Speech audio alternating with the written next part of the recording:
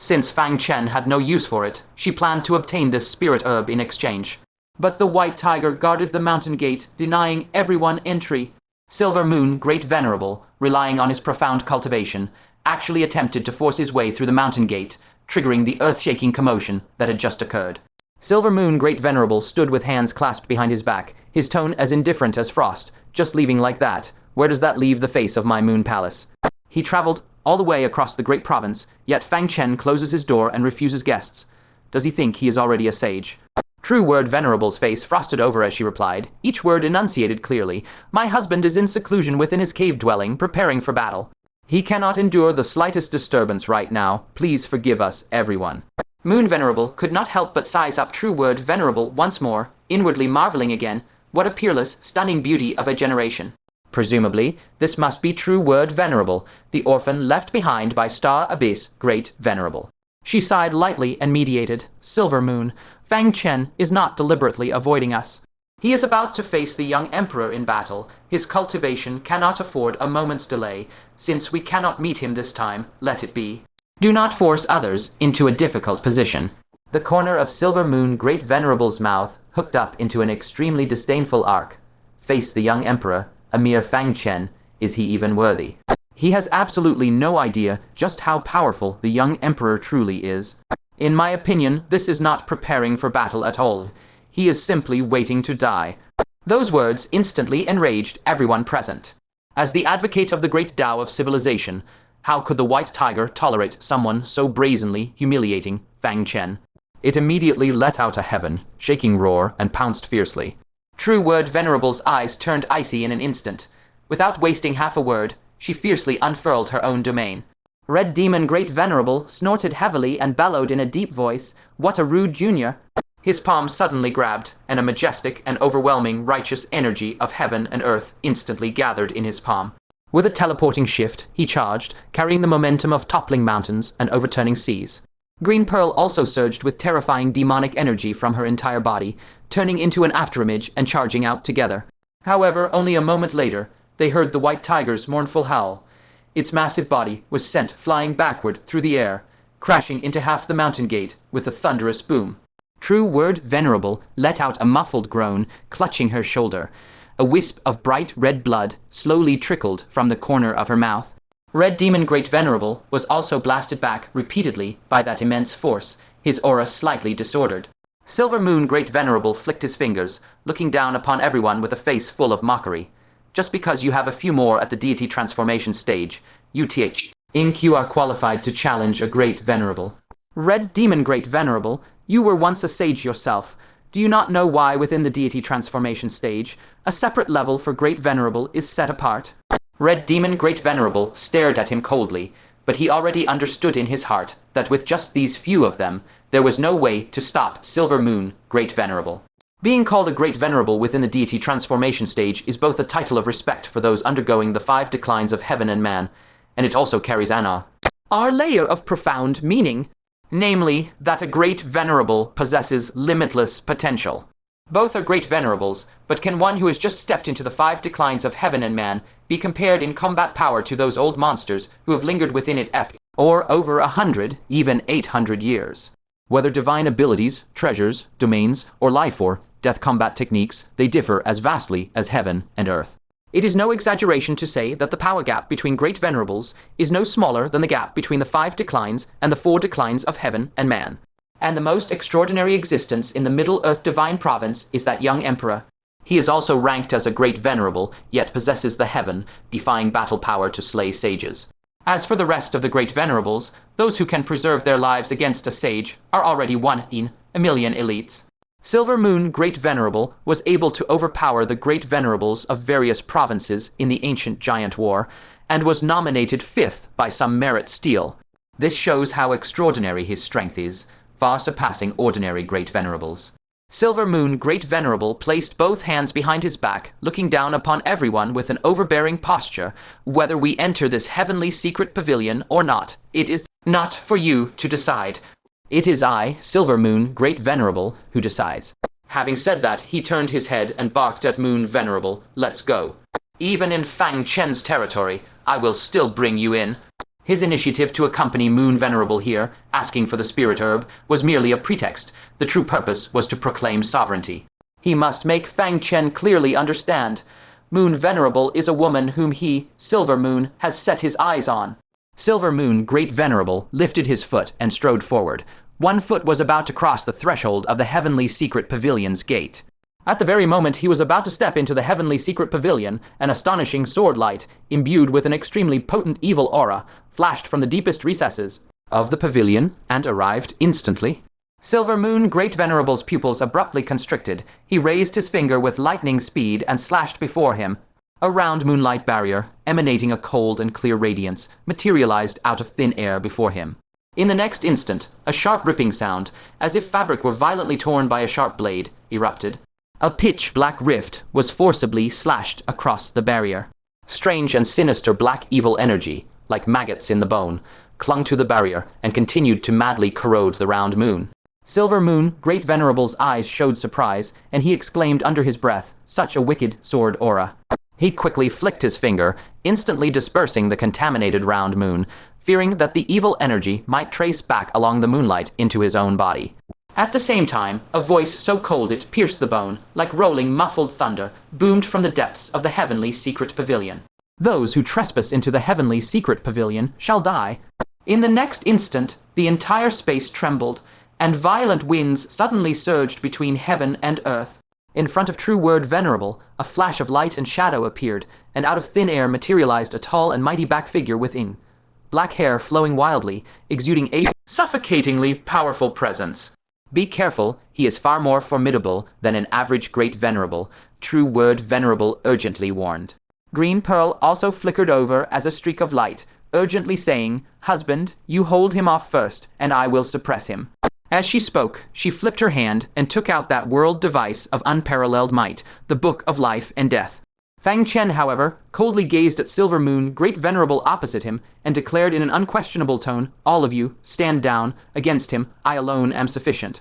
Upon hearing this, Silver Moon Great Venerable let out a contemptuous chuckle, quite the boast. "But since you are so tough, why did you humbly accept the spirit herb bestowed by the young emperor? What, is that proud backbone of yours just a show for outsiders?" Sensing the deity transformation stage aura of the three declines of heaven and man emanating from Fang Chen, he instinctively assumed that Fang Chen must have consumed that spirit herb to reach his current realm. Moon Venerable also gave Fang Chen a light glance, a trace of faint complexity flickering in her eyes. According to rumors, how unyielding Fang Chen was, preferring death in battle over eating the young emperor's spirit herb. Yet in the end, behind closed doors, he had still taken it. It seemed that their trip had been in vain. Fang Chen's expression remained calm. He slowly took out the black spirit herb given by the young emperor and said in a deep voice, "For me, Fang Chen, to break through my own limits. Do I need his charity, the young emperor's?" Silver Moon Great Venerable's pupils suddenly shrank, and he blurted out in shock, "You did not take it. Then how on earth did you break through?" After all, breaking through the three declines of heaven and man without a heaven, earth great pill, or a rare great medicine as a catalyst was utterly impossible. Fang Chen unhurriedly put away the black spirit herb. His gaze slowly swept over the injuries on True Word, Venerable, Green Pearl, and the White Tiger. The temperature in his pair of eyes was gradually dropping to freezing point. "Asking so much nonsense, will it stop me from sending you to your death?" Before his words had fully faded, his hands suddenly formed several profound and unfathomable seals. Within the heavenly abyss heart, the long, dormant nine-colored tribulation lightning instantly began to surge and boil wildly. Silver Moon Great Venerable raised an eyebrow disdainfully and sneered, planning to use a cultivation art. "If you were to use that proud treasure of yours, I might be wary of you to some extent, but you actually delude yourself into thinking you can fight me with cultivation arts. You look down on me, a Great Venerable, far too much." He clenched his hand in the air, and the vast and mighty deity transformation power of the five declines of heaven and man converged entirely onto his fist like hundreds of rivers flowing into the sea. "I will use neither any cultivation art, nor any divine ability or precious technique. With just this simple, single punch, I will crush you, the so-called number one on the nine steels, beneath my fist." With a heaven-rocking boom, the void where he had just stood suddenly exploded into countless fine cracks, while his own figure had already vanished in an instant, leaving behind only an afterimage exhaling a dark, murderous intent. He had wanted to kill Fang Chen for far, far too long. Ever since the Moon Venerable had just returned, and he learned that she actually had a fiancé on the continent, this strand of murderous thought had already taken deep root. How could such an exalted Moon Venerable ever allow another man to stain her honor? But unfortunately, at that time Cold Moon Sage had forcibly obstructed him, so he had no choice but to temporarily give up. Only he never imagined that Fang Chen would eventually make his way to the Taking Great Prefecture, and even established such dazzling, illustrious renown in the ancient giant war. What left him even more indignant was that even Cold Moon Sage later actually intended to bring Fang Chen and the Moon Venerable together. On what grounds? Isn't it just that he participated in one primordial hunt, and luckily won first place? That kind of hunt, even a mere celestial first decay like Fang Chen could seize the championship. If it were him, wouldn't it be even more effortless? Now that Fang Chen has taken the initiative to strike, it's exactly what he could wish for. Since it was Fang Chen who first used a killing move, then even if Fang Chen died at his hands, neither the Grand Libationer nor the sages of the various prefectures could have anything to say, right. With that thought, he had already teleported in front of Fang Chen, that seemingly unremarkable punch-carrying world, destroying might, slamming fiercely towards Fang Chen's body. The Great Venerable's wrathful strike for an ordinary celestial third decay would probably not even have time to react with divine sense, much less resist. But at this critical moment, from Fang Chen's mouth suddenly came a majestic shout, like the thunder god descending from the ninth heaven. 6 divisions of heavenly thunder. With a deafening boom, like the creation of heaven and earth, a gigantic explosion erupted, and from Fang Chen's chest, as if a volcano erupted, suddenly burst forth boundless and in-colored tribulation lightning. The might of that tribulation lightning was so terrifying that in an instant, it scorched the silver Moon Great Venerable's supposedly indestructible fist until flesh and blood were blurred with stark white finger bones, faintly visible. This was only because the silver Moon Great Venerable had reacted with extreme speed, withdrawing and teleporting away. Otherwise, what would have been scorched beyond recognition would not have been just his fist, but his entire physical body. The silver Moon Great Venerable, uncertain and alarmed, focused his gaze and saw that the gushing colored tribulation lightning had transformed into a sky, engulfing thundercloud, tightly enshrouding Fang Chen within it. Immediately after, that violent thundercloud rapidly contorted, condensed, and ultimately took on Fang Chen's appearance, only magnified over 100-fold in size. 100 tall thunder giant, gleaming all over with 9-colored divine radiance, thus descended upon the world. That aura of tribulation lightning, as if capable of annihilating all creation, made every person present feel their souls tremble and hearts pound with terror, as though they were now facing the true body of the thunder god, who reigns over heavenly tribulations.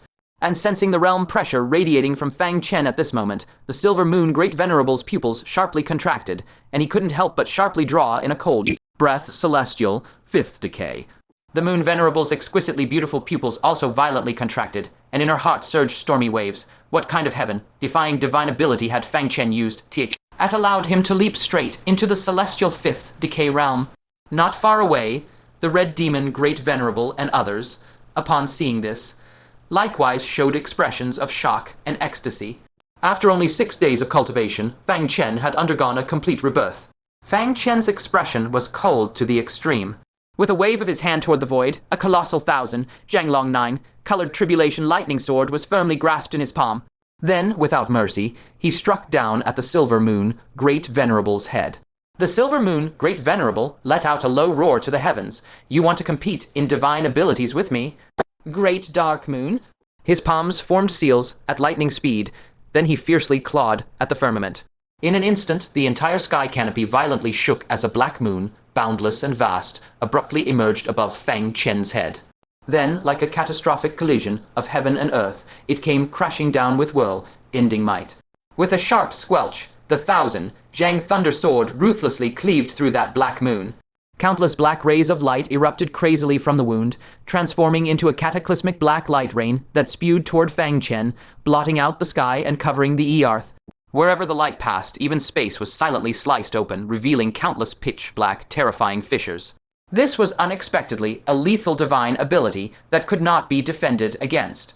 The white tiger's expression drastically changed. That massive tiger body leaped fiercely, landing directly above everyone, shielding them securely beneath him. The Moon Venerable also hastily flashed backward, while concentrating her voice in a low shout. His ultimate divine art has been deployed. How many? 5 star giant kings have died under this art. Fang Chen, if not dead, he will be gravely injured. The Silver Moon Great Venerable let out a vicious sneer, as if already witnessing the scene of Fang Chen being pierced through the heart by 10,000 arrows of black light. But the next moment, his vicious sneer abruptly froze. Yin Yang Heaven. Accompanied by a dense, piercing whistle of tearing air, countless umbrellas of 9 colors burst open from thin air, instantly hovering above the Hundred, Jiang tall Fang Chen's head. Those all-pervasive black light beams were actually all violently repelled by the 9 colored great umbrellas. What? The Silver Moon Great Venerable's heart jolted, unable to make any reaction in time. All he saw was a 9 colored lotus suddenly swelling, and then with a thunderous boom, it exploded fiercely. The Silver Moon Great Venerable's pupils sharply contracted, his hands continuously forming seals as he shouted urgently. Moonlight fills the sky. In that instant, 8 enormous full moons manifested before him. The explosive might of the Hell Lotus swept through like crushing dry weeds and smashing rotten wood. The first several moons shattered one after another like fragile bubbles, and only the 8th moon barely held for an instant. Seizing this chance, the Silver Moon Great Venerable teleported away, his face already thickly covered with intense shock. But before his figure had fully materialized, his heart suddenly pounded violently.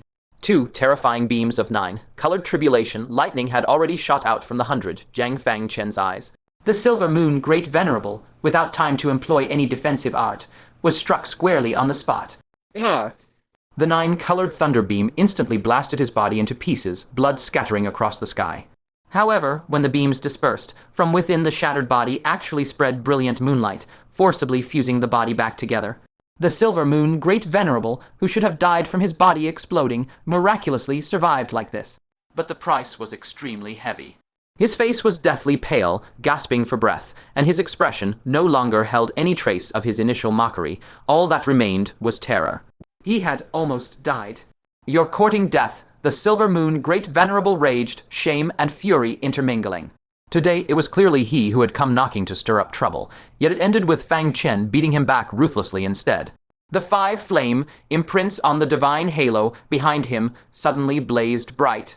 He was clearly about to activate his celestial 5th decay domain. The Red Demon Great Venerable paled in horror and shouted urgently, "Fang Chen, run." That was a Great Venerable's domain, his strongest attack. The Moon Venerable's pupils also violently contracted, and she immediately rebuked, "Stop. Do you intend to kill him?" A Great Venerable's domain cultivated for a lifetime, how could Fang Chen, who had only temporarily stepped into the celestial 5th decay, possibly withstand it head on? With boundless killing intent blazing in his eyes, the Silver Moon Great Venerable spat out each word, "Die." Boom! The immense domain surged forth. Fang Chen's face was cold as he said in a low voice, "Flawless first domain annihilation." Boom! After temporarily breaking through to the Great Venerable realm, the might of his domain had also received a corresponding boost. The 2 domains instantly collided with ferocious force. Theoretically, the Silver Moon Great Venerable's domain should have been more solid, but after the 2 met, a jaw-dropping scene unfolded. The Silver Moon Great Venerable's domain was actually absorbed by Fang Chen's domain. As early as his first spirit transformation, his domain had demonstrated this characteristic. Back then, when the Giant King's origin struck his domain, it had been completely absorbed. At this moment, Fang Chen's domain was entirely unaffected and struck the Silver Moon Great Venerable directly. His previously injured fist exploded on the spot, turning into a mist of blood. Moreover, this destructive momentum rapidly spread along his arm. The next moment, his entire arm exploded into a bloody mist. Just as his entire body was about to perish within the domain, and he had already expended too much energy reassembling his limbs earlier, there was no time to stop it. At the critical moment, a beam of moonlight shot over from afar with great speed, winding around him and forcibly dragging him out of the flawless domain's range. The one who intervened was none other than the Moon Venerable. But Silver Moon Grand Venerable was still tumbling in the air when the Hundred, Jiang Fang Chen, teleported over, his colossal foot condensed from 9 colored tribulation lightning ruthlessly stomped onto Silver Moon Grand Venerable's body. A dull boom resounded as a vast cloud of blood mist erupted from Silver Moon Grand Venerable's body. He was brutally stomped into a 10 Jiang deep pit, fresh blood gushing from his mouth. His entire aura instantly dissipated by more than half. Fang Chen showed no mercy. his eyes brewing a terrifying beam of lightning, ready to blast him straight into ashes and scattered smoke. Stop! The Moon Venerable teleported over, shielding Silver Moon Grand Venerable firmly with her own body. Fang Chen snorted heavily and spoke icily, Soul Seizure. The third move of the soul severing 3 styles, Soul Seizure, was ruthlessly unleashed. A soul chain like a claw instantly pierced through Moon Venerable's soul, yanking it viciously outward. Now, with the unification of the 6 departments, Fang Chen's soul had also reached the level of the 5 declines of heaven and man. Dragging out Moon Venerable's soul was as easy as turning over a hand. However, just as her soul was being pulled halfway out, Fang Chen stopped his hand in time. Because he saw Chen Siling's soul. Chen Siling's soul, no larger than a fist, was deeply embedded within Moon Venerable's soul. Dragging out Moon Venerable's soul would inevitably bring out Chen Siling's soul along with it. As Moon Venerable's soul returned to her body, she immediately panted heavily, her face paling at a visible speed, a trace of lingering dread deep in her eyes. Fang Chen actually possessed such a soul, hooking secret art. Fortunately, Chen Siling was inside her, making Fang Chen wary of collateral damage. Otherwise, her soul would likely have been utterly extinguished by him today. Moon Venerable steadied her breath and gritted her teeth. Fang Chen, you must not kill Silver Moon Grand Venerable, or else you can forget ever seeing Chen Si. Boom! A 5-colored tin Zhang small mountain materialized out of thin air, radiating brilliant 5-colored divine light, and instantly enveloped her. As the divine light shone, Moon Venerable felt all the energies within her body instantly hollowed out, even her physical strength completely gone. She collapsed limply to the ground on the spot. Fang Chen said coldly, negotiating terms with me. You are unworthy. I will kill him first, then slowly separate you from Chen Siling. The lightning beam in his eyes surged violently, and Silver Moon Grand Venerable was on the verge of being killed on the spot. Moon Venerable shrieked, "Wait, don't kill him, I'll stay as a hostage." The coldly beautiful Moon Venerable, as lovely as Chang, bit her pearl, like teeth slightly, and meekly lowered her head. She had no choice. A mistake when she awoke had left the Moon Palace in a state of decline with no capable successors. Silver Moon Grand Venerable, the sole Grand Venerable, was the only one left who could break through to the Sage Realm before the Palace Lord's passing and inherit the mantle. For the sake of the Moon Palace, she had to come and beg this man she least wanted to beg. Upon hearing this, Silver Moon Grand Venerable was flooded with utter shame and disgrace. To think he had fallen so low as to rely on Moon Venerable as a hostage, he ground his teeth and roared hatefully, "Don't beg him, I'd rather die." Fang Chen dispersed the 6 departments of Heavenly Thunder, his 100, Zhang thunderous body reverting to his human form. He continued stepping on Silver Moon Grand Venerable, summoned a purple sword, and pressed its tip against Silver Moon Grand Venerable's neck. His other hand drew Moon Venerable over through the air, grabbed her by the neck, and said in an icy tone, "Have you forgotten that you are my woman? You should have remained by my side all along." A deep flush of shame and rage surfaced on Moon Venerable's cool, exquisite face. It turned out Fang Chen had never intended to let her return to the Moon Palace, and had long planned to forcibly keep her. Her coming this time to beg for spirit herbs was truly like throwing meat buns at a dog once gone, never to return. Seeing the killing intent flash in Fang Chen's eyes and the purple sword about to pierce Silver Moon Grand Venerable's neck, Moon Venerable bit her silver teeth and urgently said, "Wait, I will let Chen Siling come out for 1 hour." Seeing Fang Chen showed no sign of relenting, she fiercely bit her teeth again, 1 hour every day. At these words, Fang Chen slowly withdrew the purple sword and kicked Silver Moon Grand Venerable flying with 1 foot. Then he changed his grip from her neck to her waist, and amidst Moon Venerable's exclamation, he domineeringly pulled her into his embrace. He glanced at the tumbling Silver Moon Grand Venerable in the distance and said calmly, "Silver Moon Grand Venerable, for the sake of my wife's plea, I'll spare your life. If you dare set foot in the Heavenly Secret Pavilion again, you will be killed." Silver Moon Grand Venerable rolled repeatedly, finally crashing into a mountain and shattering it before barely coming to a stop. Staring at Moon Venerable's slender, delicate figure domineeringly held in Fang Chen's arms, her eyes brimming with humiliation yet unable to resist, Silver Moon Grand Venerable's pupils nearly burst from his eyes. He roared hoarsely, "Fang Chen, don't you dare think you can detain Moon Venerable by your side. Our palace lord will never agree." Fang Chen gave him a cold glance. "Is that so? Pity you cannot represent the Lord of Moon Palace." The Moon Palace Lord had secretly given him a token as a candidate Palace Lord. If she kept making excuses when he wanted to keep Moon Venerable by his side, then she could forget about him becoming the next Moon Palace Lord. Then, disregarding the other, he looked down at Moon Venerable in his arms, biting her pearl, like teeth with a face burning with intense shame. Fang Chen narrowed his eyes slightly and said deeply, "What are you feeling wronged about? This physical body originally belonged to my Fang Chen's concubine. If you cannot accept that identity, then leave this body and return it to Chen Xiling." Moon Venerable abruptly raised her head, tears of humiliation glistening in her eyes, and enunciated each word deliberately. "I, Moon Venerable, will never be someone's concubine." "Absolutely not." Fang Chen said coldly, "It is not up to you." With that he raised his palm, and a brand, new black spirit herb, appeared out of thin air, which he presented before her. Moon Venerable wiped the tears at the corner of her eyes and asked with a slightly hoarse voice, "What for?" Fang Chen gazed at her and said calmly yet with certainty, "Didn't you come for this spirit herb? Naturally, it is for you to make a breakthrough." He paused and added, "When your cultivation is higher, when Chen Xiling takes over the body in the future, she will have a higher starting point." So it was the spirit herb for her. A suppressed longing suddenly flickered in Moon Venerable's eyes. As a former sage, she knew all too well how extremely rare an opportunity to break through the three declines of heaven and man was in this era. The Central Plains were not without such treasures, but they absolutely could not be circulated on the market. Every single one was deeply hidden by the supreme sects and great clans, guarded as if their very lifeline. If she missed this chance, the next one would not come until the year of the monkey and the month of the horse, an eternity. Yet she stubbornly turned her face away and flatly refused, no reward without merit.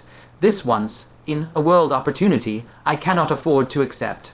As the saying goes, once you eat someone's food, your mouth is short, let alone this black spirit medicine, the sole one in the Central Plains. If she consumed his, when Fang Chen made any demands of her in the future, how could she have the slightest confidence to refuse? Only this one. Fang Chen suddenly laughed and called back, "Kei, come here." "Yes." Gong Kei obediently flew over, and intelligently handed over a small spatial storage device. "Return it to your husband." Fang Chen swept his divine sense inside, and clearly saw that dog bowl, one old spirit herb, plus 3 new spirit herbs. It turned out that during the days he was in seclusion, Gong Kei had faithfully duplicated a copy of the spirit herb every day. Combined with the one old and one new originally in Fang Chen's hands, there were now a full 6 plants. Fang Chen directly handed the small spatial storage device to Moon Venerable, signaling her to take a look. Moon Venerable suspiciously probed with her divine sense, and in that instant her beautiful pupils sharply contracted, her face overwhelmed with unconcealable shock. "This? So many?" Fang Chen directly stuffed the black spirit herb in his hand into hers, chuckled lightly, and said, "Back then, you risked everything to take Chen Xiling away from me, and I, though you had encountered some great destiny, in the end, breaking through the 3 declines of heaven and man still requires you to beg everywhere.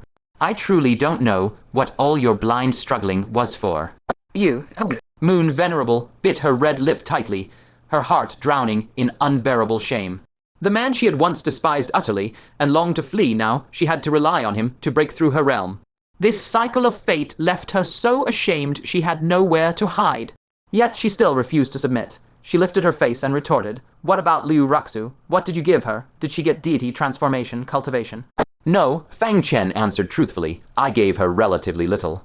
Just as a trace of mockery curved on Moon Venerable's lips, Fang Chen unhurriedly added, "Recently, I just let her integrate the qualification of Realm Lord of the Hell Realm. In the future, she will become a generation's Realm Lord." What? Moon Venerable felt as if struck by lightning, her mind rumbling blankly. Realm Lord qualification.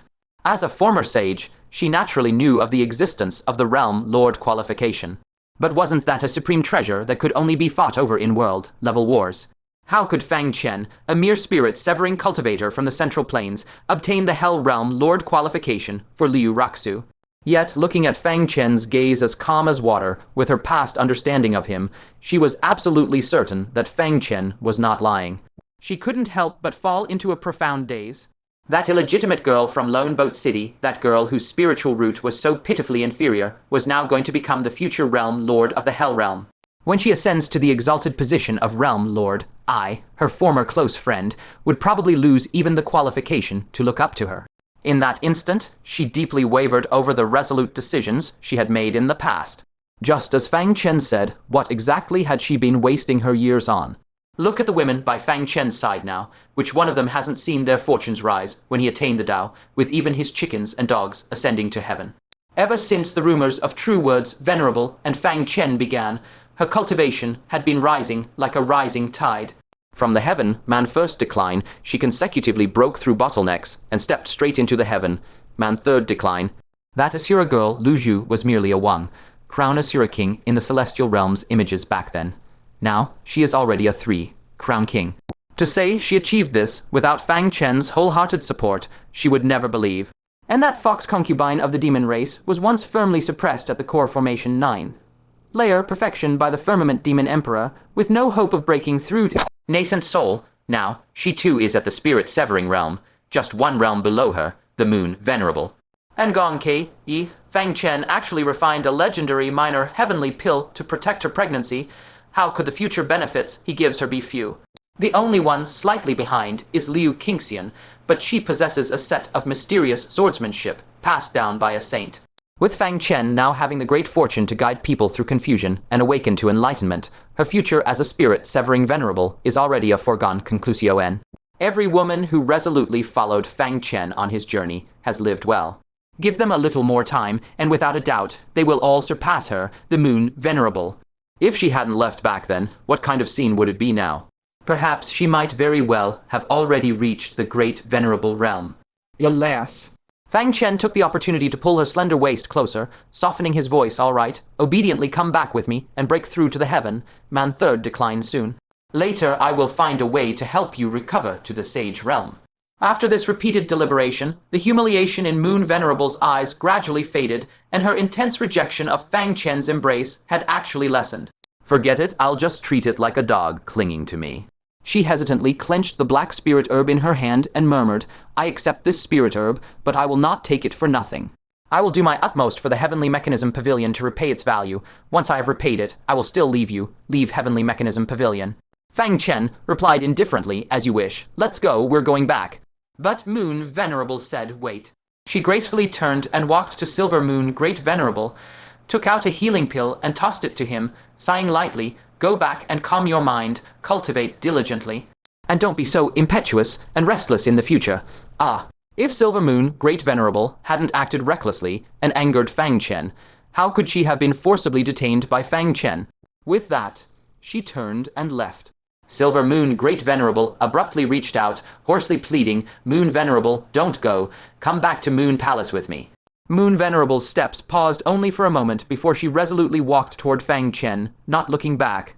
I will stay at Heavenly Mechanism Pavilion for now, so I won't return to Moon Palace. You needn't worry about me. As soon as her words fell, she was already by Fang Chen's side, allowing him to pull her into his arms again as they stepped through the gates of Heavenly Mechanism Pavilion together. No. Silver Moon Great Venerable felt his heart pricked by needles, an indescribable sharp pain instantly flooding his chest. Because he clearly sensed that Moon Venerable was voluntarily going back with Fang Chen. The old Moon Venerable had so clearly disliked Fang Chen, unwilling even to see him, yet now she had actually willingly stayed by his side like this. The agony of about to lose Moon Venerable forever tormented him almost to madness. Especially recalling that Moon Venerable had agreed to let Chen Xiling regain freedom for 1 hour each day. And if Chen Xiling, using Moon Venerable's body, were to do something with Fang Chen, just the flash of that thought in his mind made Silver Moon Great Venerable's heart feel as if it were about to be violently torn apart. I must become a sage. I must become a sage. Only by entering the sage realm would the Lord of Moon Palace fulfill the promise and permit him to become cultivation partners with Moon Venerable. By then, he could openly and honorably reclaim Moon Venerable. Moon Venerable, wait for me to come get you. Filled with boundless shame and resentment, Silver Moon Great Venerable turned away in utter disarray. Meanwhile, as soon as Fang Chen led Moon Venerable back to Heavenly Mechanism Pavilion, they were met with gazes brimming with excitement and fervor. His record of effortlessly defeating a Great Venerable struck a resonant chord in everyone present. After 6 days of seclusion, Fang Chen had undergone a complete rebirth, like a changed man. The pavilion master of Heavenly Mechanism Pavilion, with a look of shame, mocked himself. I, as pavilion master, feel more and more unworthy. I must also reach spirit severing soon. As soon as his words fell, he turned and went straight into seclusion. Red Demon Great Venerable looked at Fang Chen with a complicated expression and sighed. The present Starfire Venerable, I am far from his match. Old and truly useless now. Yet in the eyes of Yun Chang, True Words Venerable, Lu Zhu, and others, there was nothing but pride and honor. Their husband was now a great venerable, level figure capable of sweeping through all 5 declines of heaven, man. In the great battle, 4 days hence, Fang Chen might not lose. Fang Chen smiled gently, lightly patted Moon Venerable's waist, and instructed, find yourself a cave abode, and first break through to the heaven, man 3rd decline. We'll bring out Chen siling then. Moon Venerable, somewhat embarrassed by the stairs, lowered her head and hastily found an empty chamber to slip into, her figure slightly flustered. Fang Chen looked around at everyone and declared loudly, a small interlude, everyone, continue your cultivation. Before his words faded, his figure flickered, and he was already back at his own secret chamber's door.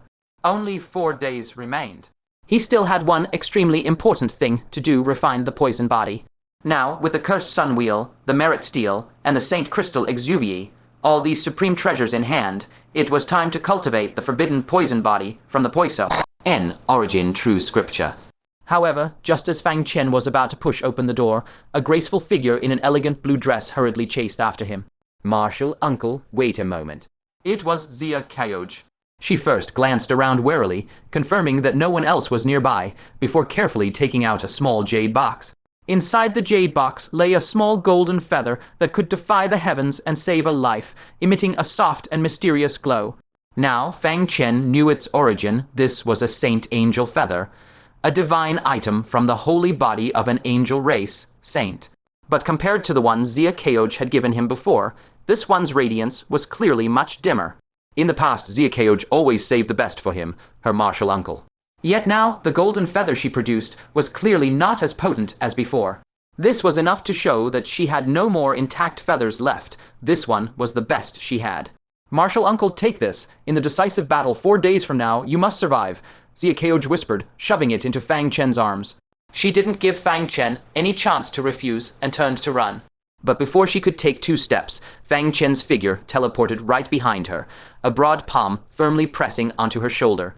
Fang Chen stared at her and asked in a deep voice, why run? Come to my chamber. Why?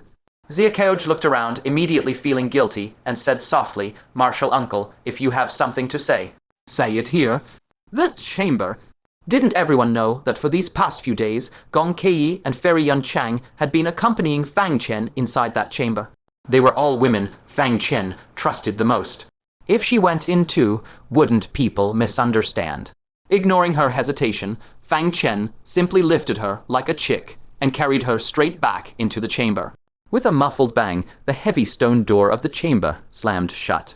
Zia Kayoj's heart pounded wildly with the muffled sound, so tense that her mind almost ground to a halt. She knelt gracefully on the ground, slightly lowering her head, and spoke in a soft, delicate voice, Uncle, Master, what instructions do you have for me? Fang Chen slowly sat down on the stone stool, his eyes calm yet powerfully fixed on her, as he tapped rhythmically on the icy stone table with a single finger, producing a soft, measured sound. Jeoj, this is the 2nd time you have given me a feather of a holy angel. At this point, do you still plan to conceal your identity as an angel clan member? Zia Kayoj's body abruptly stiffened. She involuntarily drew a deep breath, as if her heart had stopped in that instant. In her clear and pure eyes, a complex and unreadable emotion suddenly flickered. She knew this day would come sooner or later. As Fang Chen continued to encounter other races, he would eventually discover what that golden feather truly meant. She just hadn't expected it to come so suddenly. She slowly lowered her head, no longer daring to meet Fang Chen's eyes, and said in a trembling voice, Uncle, Master, please allow me to continue calling you Uncle, Master. Jeoj is of the Angel Clan, but I have never harmed anyone in the Middle Continent, nor have I ever intended to deceive you, Uncle, Master. It's just that I didn't know how to begin. I was afraid. How Fang Chen treated other races, the half-giant clan of Heaven's remnant city, had already answered that question with the blood of their entire clan. Without distinction of age or gender, all were exterminated. Under such a blood debt, how could she dare to reveal her identity lightly? Fang Chen remained silent for a long time, not saying a word. In his mind, scenes of his time with Zia Kayoj surfaced like a revolving lantern. That beautiful young woman who studied medicine under Shengyuan Sheng to heal the world. That girl who was aloof and calm before others, but only smiled brilliantly when she saw him. That junior marshal niece who, atop the realm mountain, without hesitation, used her own body to shield him from a fatal blow. Scene after scene, layer upon layer, as if only yesterday. Yet he never imagined that she, such a person, would turn out to be an Angel Clan member hiding by his side. For a moment, Fang Chen found himself almost afraid to ask about her true purpose for hiding in the Middle Continent. He feared that the truth would create an irreconcilable racial conflict between them, ultimately following the path he and Hongxiu had taken. The opposition with Hongxiu already brought Fang Chen immense sorrow, let alone if it were with Keoj, whom he had been with day and night. If such a day truly came, if he had to draw his sword against Xia Keoj, Fang Chen did not know if he could muster the courage to swing it at her. And hearing no response from Fang Chen for a long time, an immense fear surged from the depths of Xia Keoj's heart. But she was not afraid of death. She feared that Fang Chen would no longer want her. She buried her head deeply, tears glistening in her eyes, even her voice trembling uncontrollably. Has, Jeoj, disappointed uncle, master. Fang Chen let out a long sigh and finally spoke. You, what exactly did you come to the Middle Continent for? Xia Keoj's delicate body trembled violently, and she buried her head deeper into her chest. In that moment, she felt like a thief who, while stealing, had been caught in the act by the very person she cared about most.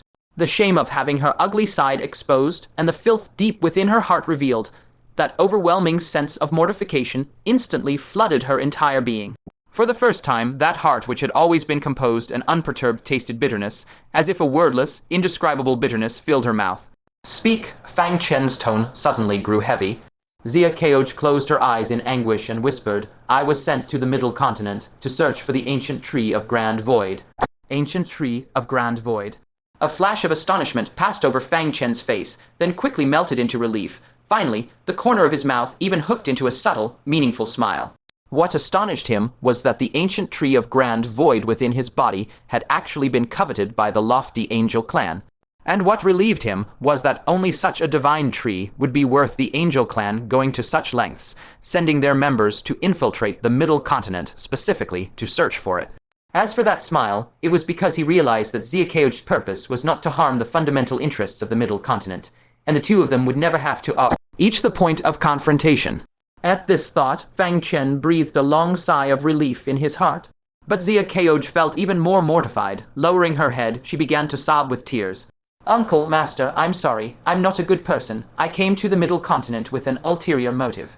I have disappointed you. She could fully imagine what kind of look Fang Chen was giving her at that very moment. That gaze must be filled with disgust, right? Her image in his heart must have already crumbled into ruins, right? At that thought, the tears she had been holding back finally fell, and a sense of utter despair, an emptiness as if everything had lost meaning, instantly seized her heart.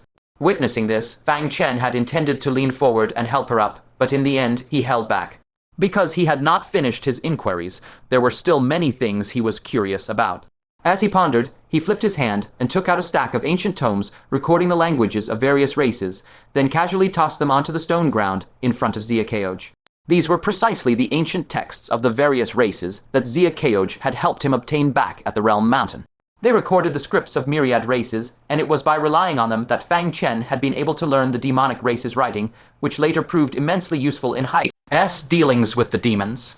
However, these ancient texts required contribution points to exchange at the time. How exactly Xia Keoj had exchanged for them was a question that had always lingered in Fang Chen's mind. Fang Chen fixed his gaze upon her and slowly asked, These ancient texts, tell me how you obtained them. At that time, you shouldn't have had enough contribution points yet, right? Xia Keoj's eyes dimmed. Looking at those ancient texts, she whispered, Is uncle, master suspecting that I stole them? I didn't. I used my own contribution points, along with a magical hairpin artifact I carried with me, to make up the difference in exchange for them. A magical hairpin artifact. Fang Chen felt a slight jolt in his heart. At the time of the Realm Mountain, a top-grade magical artifact was a supreme treasure on this continent, often possessed only by the Grand Elders of the 9 great sects. Back then, Xia Keoj shouldn't have had any magical artifacts on her person, should she? He had only asked Steward Luo, who was then in charge of the treasury, a few more questions about those ancient texts, and after Jeoj found out, she had spared no expense to obtain them for him. Thinking of this, Fang Chen's gaze toward her softened considerably. This girl was always silently caring for him behind his back. After a moment of deliberation, Fang Chen asked again, later, every time you made a major breakthrough in cultivation, new techniques and magical treasures would appear out of now. Here, even the long, lost yin-yang heaven technique of the myriad tribulations sacred hall, why is that? Xia Keoj then reached into her inner garment and took out a jade pendant, softly saying, before I descended from the heavenly realm, the elders of my clan gave me a large spatial storage device. When my cultivation reaches a certain stage, it automatically unlocks a portion of its space. Oh, so that's how it is. Another long-standing doubt in Fang Chen's mind was resolved. Immediately, he shifted the conversation with curiosity. Then the 5-colored spiritual liquid you used to help me bind the 5 magnetic origin mountain, that was actually your own blood, wasn't it? Xia Keoj nodded her chin lightly. Fang Chen was even more puzzled, but before the realm mountain, you had been injured several times. Why did your blood look exactly the same as a human's back then? If her blood had already shown 5 colors at that time, her angel clan identity would have been exposed long ago. Xia Keoj explained, that was the concealing effect of the jade pendant. Only when my blood leaves my body far enough away does it reveal its true 5-colored nature. Fang Chen suddenly understood. At that point, nearly all his questions had been answered, leaving only the final, most crucial one. Since you just said you were sent to search for it, how did your angel clan know that the ancient tree of Grand Void was in our middle continent, and on this very land? Xia Keoj, now holding nothing back, shook her head and confessed honestly, actually, the angel clan does not know the exact location of the ancient tree of Grand Void. We just dispatched our members to infiltrate every possible world, sending them to the most suspicious locations to explore. Fang Chen listened and quietly breathed a sigh of relief in his heart, so it was a wide net cast. However, Xia Keoj's net had almost ensnared this big fish. Fang Chen asked thoughtfully, then, how exactly did you search?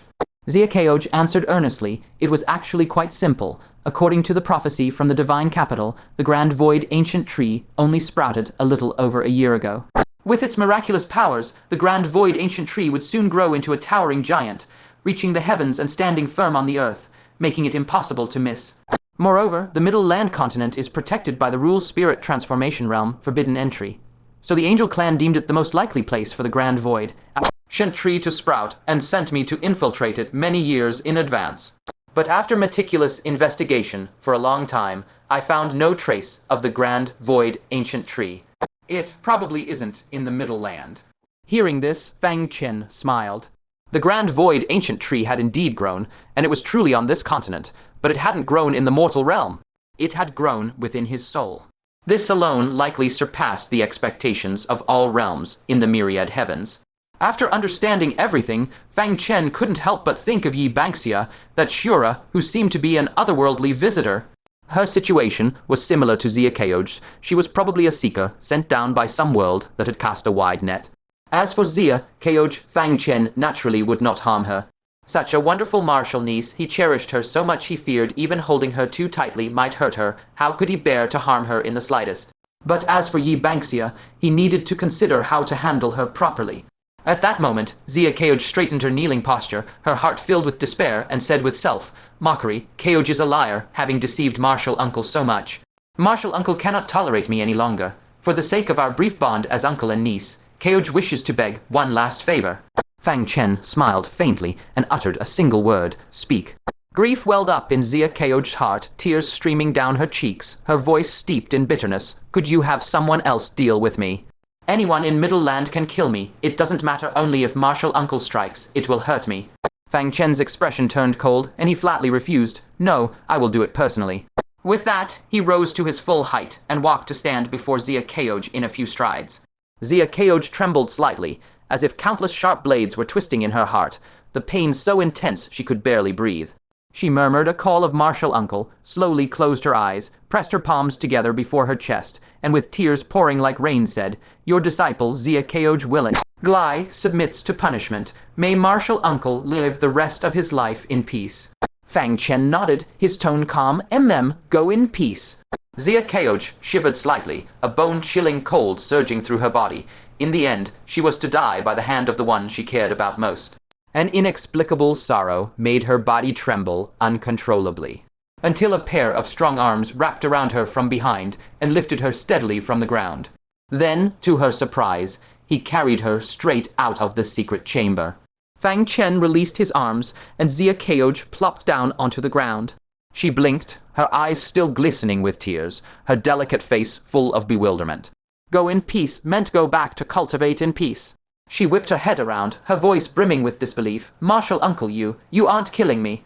Fang Chen stood at the entrance of the secret chamber, a teasing smile on his face. Why would I kill you? You haven't harmed Middle Land, and you care for your martial uncle so deeply. If I killed you, the heavens would likely strike me down with lightning. Zia Keoj's mind went blank, and she stammered th. Then why didn't martial uncle say so earlier? Fang Chen chuckled. If I hadn't given you a good scare, how would you have honestly confessed all those matters one by one? Zia Keoj sprang up from the ground in an instant. After confirming that Fang Chen truly had no intention of killing her, and that his impression of her hadn't worsened, her once dim crystalline eyes suddenly blazed bright as stars.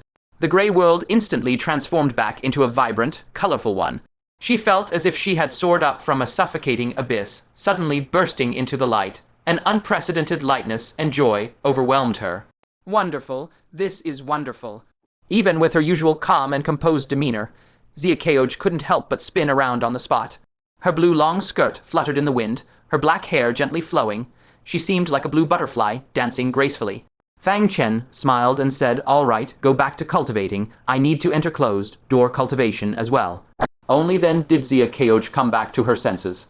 Feeling the cracked and stinging skin on her face from crying, she couldn't help but feel a surge of resentment.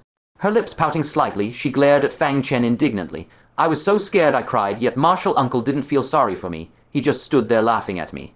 It was the first time Fang Chen had seen Zia Keoj with such a resentful little expression, and he couldn't help but burst out laughing. All along he had only thought of her as either quiet and serene, or smiling gently at him. So she also had such a lively and spirited side. Seeing this, Zia Keoj grew angrier, and the more she thought, the angrier she got. At that time she had felt like the sky had fallen and the whole world was destroyed, yet this wicked martial uncle could still laugh. She rushed forward a few steps, clenched her delicate fist, and struck his chest. You bad martial uncle.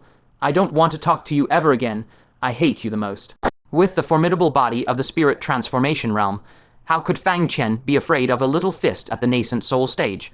He smiled nonchalantly. Go ahead and hit me. Once you're done, hurry back to cultivating. This indifferent attitude, impervious to persuasion, made Zia Keoj bite her red lip in frustration, angry yet utterly helpless. Suddenly, she remembered the holy blessing necklace that Fang Chen had brought back from the primordial hunting grounds, and a playful idea of getting a little revenge on Fang Chen flashed in her mind. She took out the necklace, her eyes glistening as she looked at Fang Chen. Martial uncle, do you know what this necklace is for? Fang Chen recognized it. At a glance, it was something he had looted from Yunwang Xiao's storage vessel. Since it was from the Angel clan, he had naturally given it to Zia Keoj on a whim. As for its use, wasn't it just to boost some angelic power? He had studied it. Aside from that, it seemed to have no other special effects. Fang Chen said casually, it's just an accessory you wear, right? Why? Zia Keoj fixed her gaze on Fang Chen, lightly biting her red lip with her pearly teeth, and steeled her heart. No reason.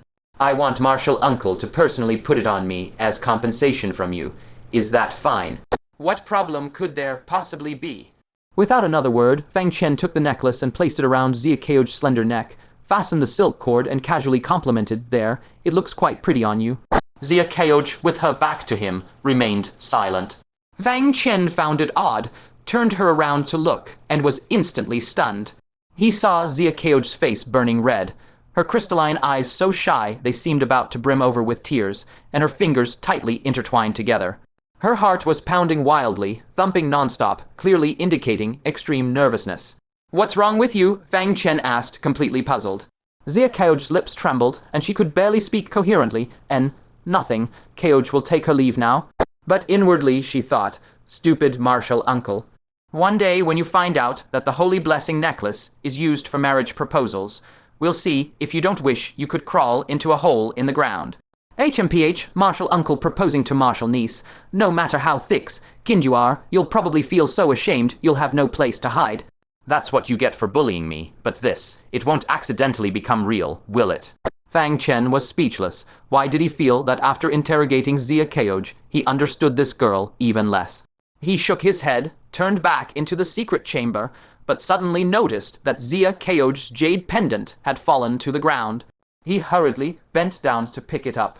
Unexpectedly, the instant his hand came into contact with it, the jade pendant emitted a faint, eerie green glow. At that moment, Xia Keoj also noticed the missing pendant and happened to return. Martial uncle, why does the jade pendant glow when you hold it? Xia Keoj was puzzled. She had worn it for many years and it had never glowed before. Fang Chen frowned, returned the pendant to Xia Keoj, and sure enough, as soon as it was in her hands, it immediately returned to normal. But when Fang Chen took it back, the faint green light began to swirl again. Xia Keoj wondered, could it be that martial uncle has something on him that triggers its reaction? Fang Chen's gaze sharpened, and he immediately returned the jade pendant to her, though his heartbeat quickened slightly. Could it be that this jade pendant can sense the ancient void tree? He said without revealing his emotions, I have many magical artifacts on me. Perhaps one of them shares a common origin with it, causing a resonance. Xia Keoj thought for a moment and agreed. After all, her uncle, Master, had countless magical artifacts. She put the matter aside, bowed with a graceful salute, and said, if there's nothing else, your martial niece will take her leave. She put the jade pendant back on, turned, and left the secret chamber. Just as she was walking back to her own chamber in high spirits, she suddenly halted, as if sensing something, and looked toward a distant point in the sky. A trace of joy surfaced on her usually calm face, but when she glanced back at Fang Chen's chamber, her eyes filled with complexity. After a long hesitation, Xia Keoj finally raised her hand and formed a hand seal. A gentle spell flowed around her, and her figure instantly merged into the wind, silently vanishing. Next, she left the Heavenly Secret Pavilion without a trace of expression, heading straight to the teleportation array in the underground palace of Mount Kingly. She slowly took out the small golden angel sculpture and gently placed it at the center of the array. In an instant, the sculpture erupted with dazzling light, and the teleportation array activated with a thunderous roar. A milky white beam of light shot into the sky, and within the beam, a young man with golden wings on his back, his figure slightly blurred, slowly materialized. It was unmistakably the projection of Yanwang Xiao. This was originally a strand of divine sense he had cast out from the void. By using the angel sculpture to harness the spatial power of the array, he could briefly descend upon the middle realm.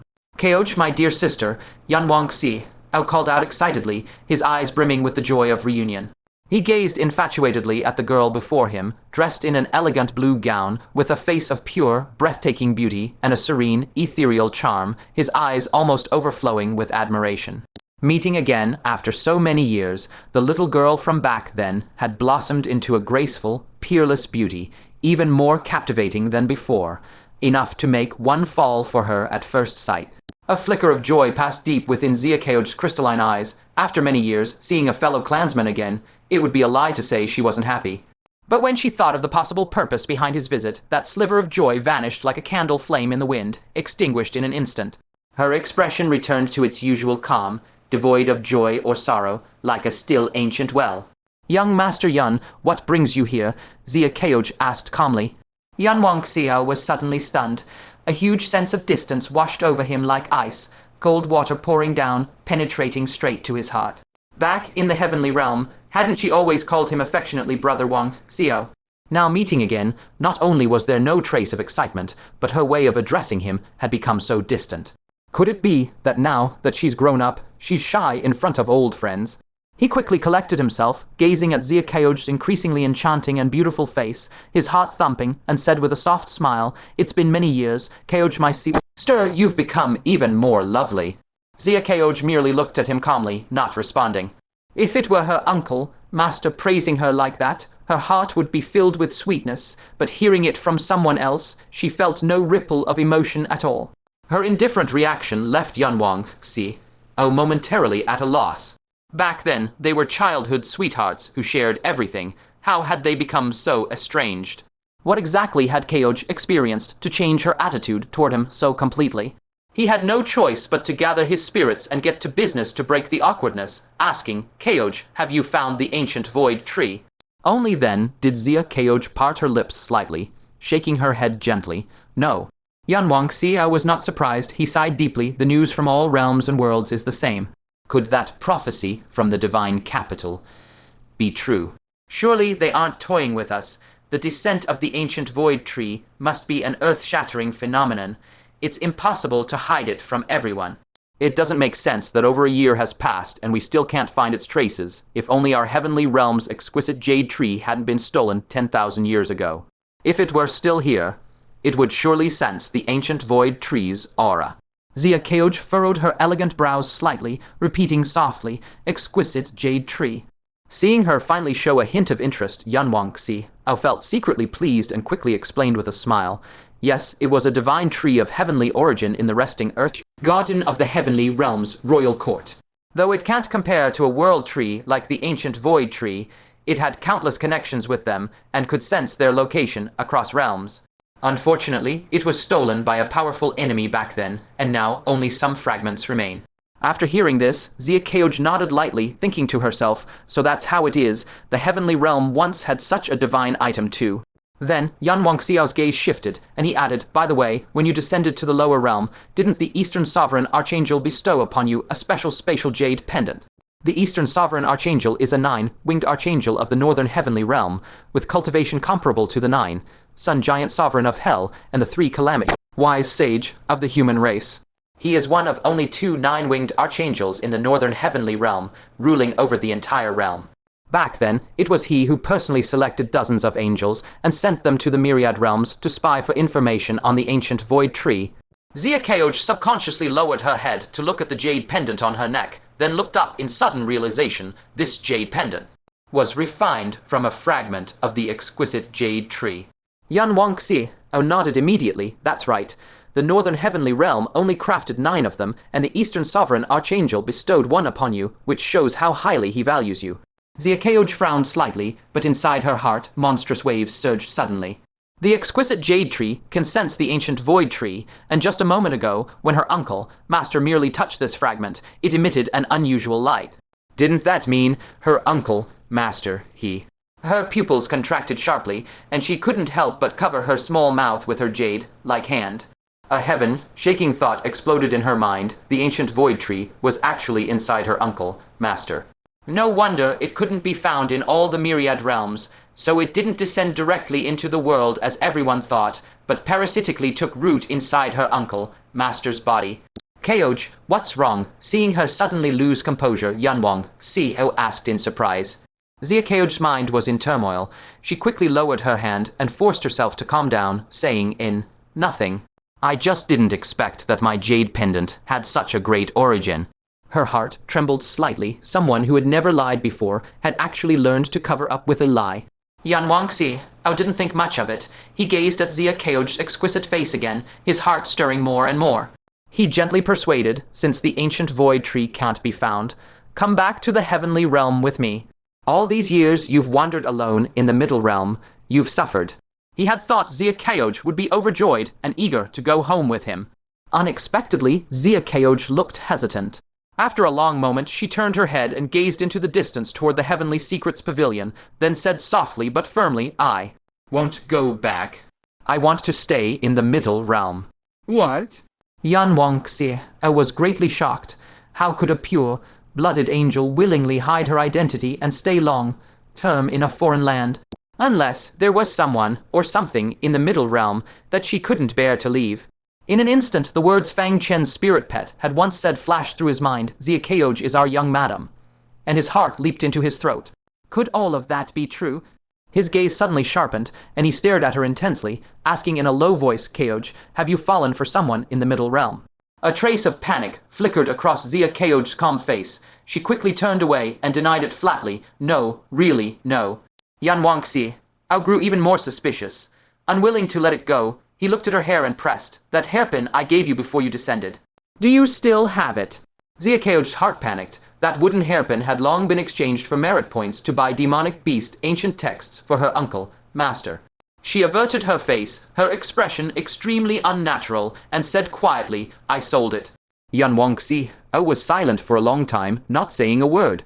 It wasn't just a hairpin, it was his heartfelt sentiment, and Zia Keoj had sold it. The only thing he was thankful for was that Zia Keoj hadn't lied to him, because he had long sensed that the hairpin was in a very distant place, indeed not on her person. Forget it. If it's sold, then it's sold.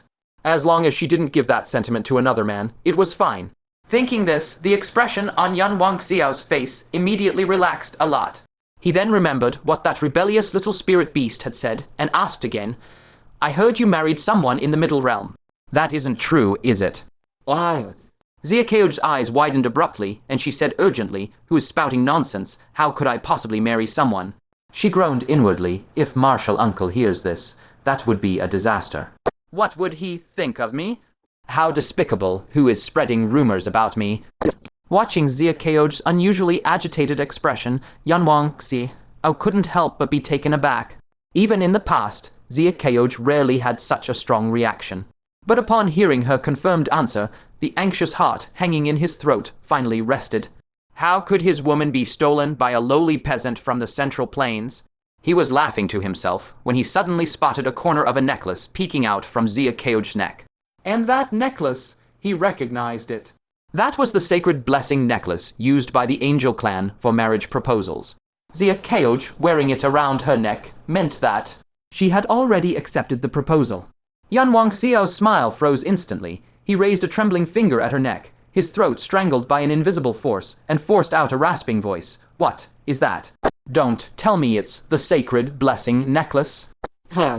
Zia Keoj's expression stiffened, only now realizing she was wearing that sacred blessing necklace.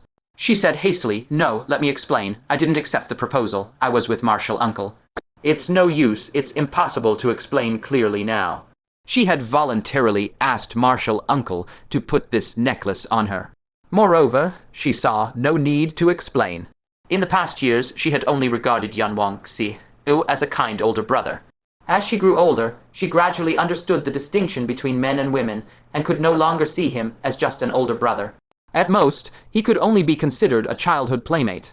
She regained her composure, reached into her collar to retrieve the sacred blessing necklace, and gently stroked it as she said, "Although there are some misunderstandings, I put it on willingly."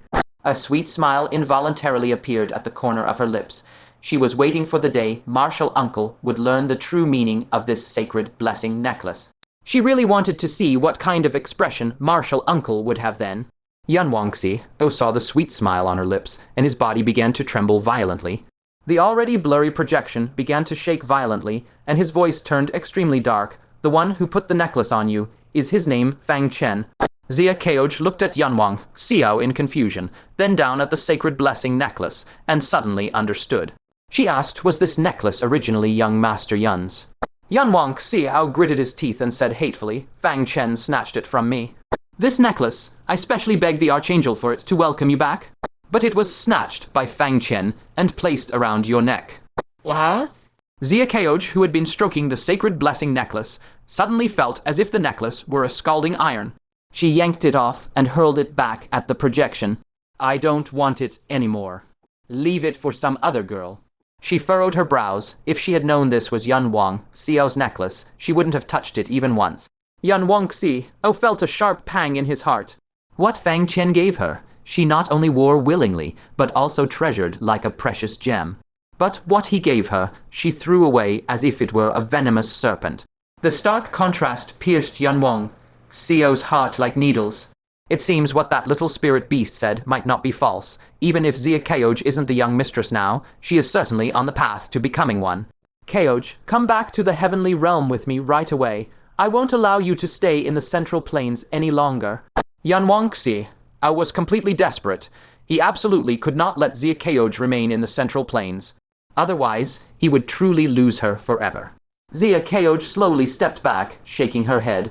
"I don't want to go back. I am very happy here. Here there is Marshal Uncle, so many beautiful and kind sisters, many good friends at the Heavenly Mystery Pavilion, and so many adorable little spirit beasts. What does the heavenly realm have? Nothing but coldness, and yet more coldness.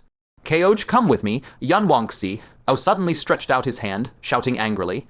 Zia Keoj bit her red lips slightly, and with a telekinetic grab through the air, she retrieved the angel sculpture. Losing its support, the teleportation array instantly stopped spinning. "Keoj, give it to me." Amidst Yun Wang Xiao's unwilling roars, his figure dissolved into motes of light and completely vanished. Xia Keoj held the sculpture in her hand, a complicated expression in her eyes, and said softly, "I'm sorry, young Master Yun. My heart already belongs to the Central Plains. I can never return to the heavenly realm." She stood dazed for a moment, and just as she was about to turn and leave, the teleportation array suddenly activated again. A beam of white light projected down, and a grumbling old voice rang out. "What the hell is this? Stuck in the middle of teleportation. I thought I was a goner." Xia Keoj froze for a moment, then understood. It turned out that when she and Yun Wangxi were using the teleportation array to communicate, they had occupied the channel, and a poor soul who happened to be in mid-teleport got forcibly stuck in transit. When the figure in the light fully materialized, Xia Keoj recognized him and quickly saluted. Keoj greets Commander Six Paths. It was none other than Elder Six Paths. Elder Six Paths' eyes lit up, and he immediately smiled broadly as he approached.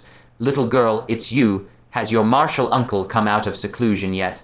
Xia Keoj replied, "Martial uncle just went into seclusion."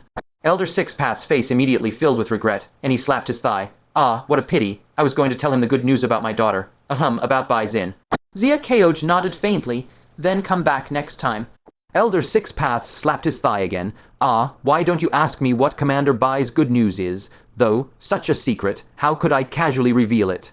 Xia Keoj remained expressionless. "I didn't ask." Elder Six Paths waved his hand dismissively. Fine. Since you insist on knowing, I'll just tell you. Commander Bai, she's broken through to the divine transformation realm. Ha. Xia Keoj merely nodded her chin slightly.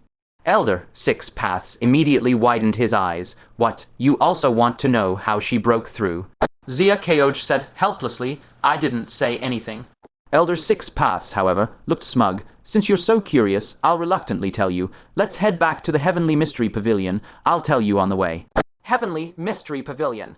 The white tiger, dozing off at the mountain gate, was suddenly jolted by a rough voice shouting in its ear. "Hey, big white cat, how did you know my family's Bai Xin broke through to the divine transformation realm?" The white tiger jolted awake and scrambled up, its eyes darting around, growling lowly, "What the hell?" Hua Wang and Nangong Zioyan, who were patrolling around the Heavenly Mystery Pavilion, were chattering away about Fang Chen. "Little brats, you also know about my family's Bai Xin breaking through to the divine transformation realm." The two girls were so startled by the sudden voice that they jumped simultaneously, looking around in terrified confusion. The rebel cub and the little tiger were lying on the ground with their butts raised, munching on spirit fruits. "Little fellows, how do you also know about my family's Bai Xin breaking through to the divine transformation realm?" Cough. The two little spirit beasts trembled with fright, immediately choked, and began coughing repeatedly, their startled eyes wide as they looked around in panic. Inside the secret chamber, Fang Chen's veins bulged on his forehead, and he cursed inwardly. This old fool, so what if he has a daughter? But then a gratified smile appeared at the corner of his mouth.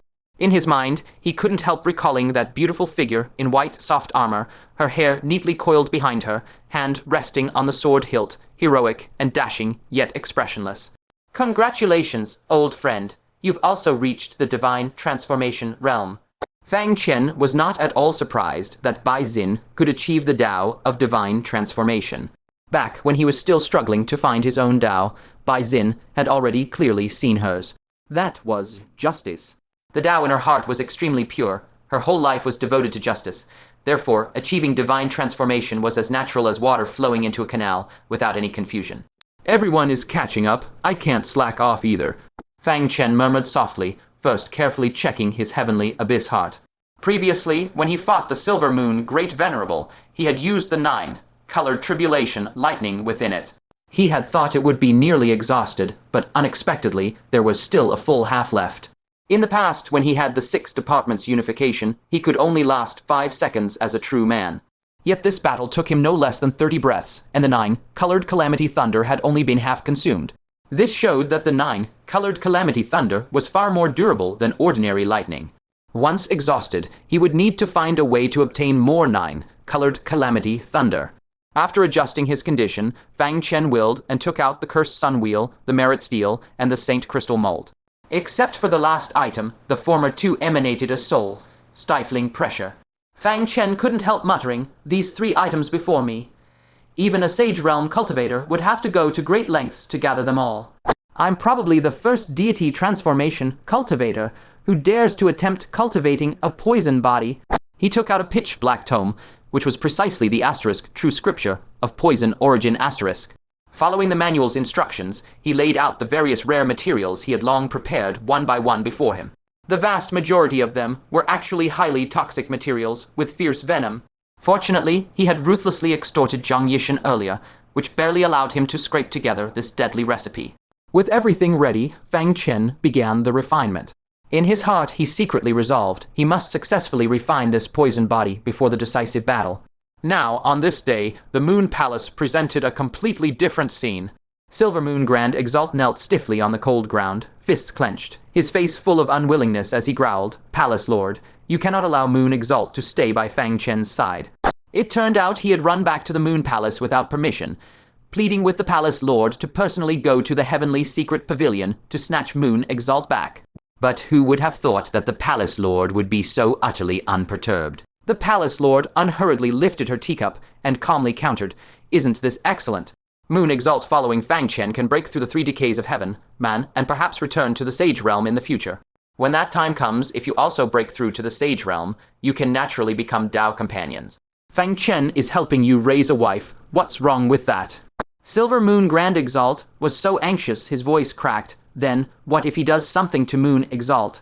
As soon as the words left his mouth, an image involuntarily flashed through his mind of Moon Exalt beneath Fang Chen, accepting pleasure, causing his heart to feel as if it were baked. NG sliced by a knife.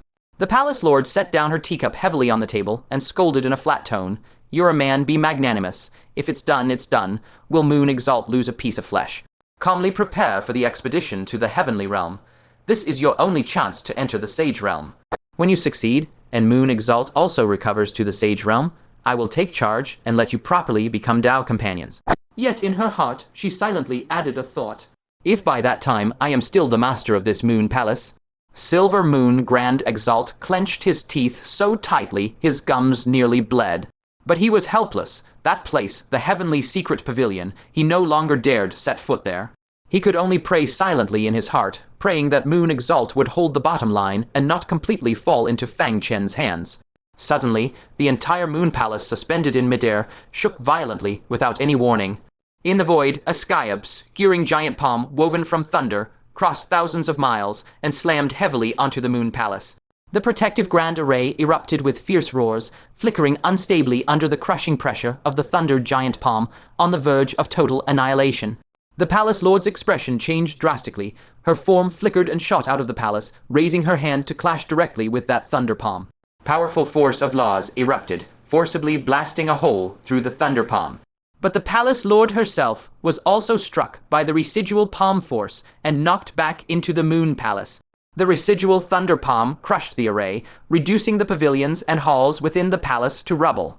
Everywhere, towering fireworks and fleeing Moon Palace personnel filled the scene, a complete mess. Silver Moon Grand Exalt hurriedly rushed to the Palace Lord's side, only to be shocked to find blood trickling from the corner of her mouth. Clearly, she was seriously injured. He abruptly looked towards the direction from which the thunder palm had struck, and his scalp instantly tingled. It was unmistakably the direction of young Emperor Mountain. The young Emperor had personally acted. The Palace Lord, both shocked and furious, raised her head and shouted sharply, "Young Emperor, what is the meaning of this?" From within young Emperor Mountain, a domineering voice like heavenly thunder immediately rolled forth. "Dare to disturb Fang Chen's cultivation again, and die." Before the words faded, a red thunderbolt pierced the void like a sharp sword and struck Silver Moon Grand Exalt with pinpoint precision. A muffled PFFT sounded as Silver Moon Grand Exalt vomited blood and was sent flying backward like a kite with a broken string. His chest exploded on the spot, countless lunar energy gushed out wildly, and at the last moment barely held his cracked body together. Only then did he avoid the fate of his Dai being destroyed on the spot. This strike from afar had nearly taken Silver Moon Grand Exalt's life. And this was merely a warning from the young Emperor. If true killing intent had been involved, Silver Moon Grand Exalt would likely have died on the spot, and the Palace Lord wouldn't have been able to protect him at all. The Palace Lord wiped the blood from the corner of her mouth, her aged eyes revealing deep shock. This fellow. After recovering from his injuries, his strength is even greater than before. How does he still resemble a deity transformation cultivator? Compared to this old sage whose chi and blood are declining and is about to pass away, he's scarcely any weaker. Then she turned her head to look towards the Heavenly Secret Pavilion and sighed softly. Ah, can that Fang family brat really survive in his hands? Meanwhile, inside the secret chamber of the Heavenly Secret Pavilion, Fang Chen was looking gravely at the cursed sun wheel before him.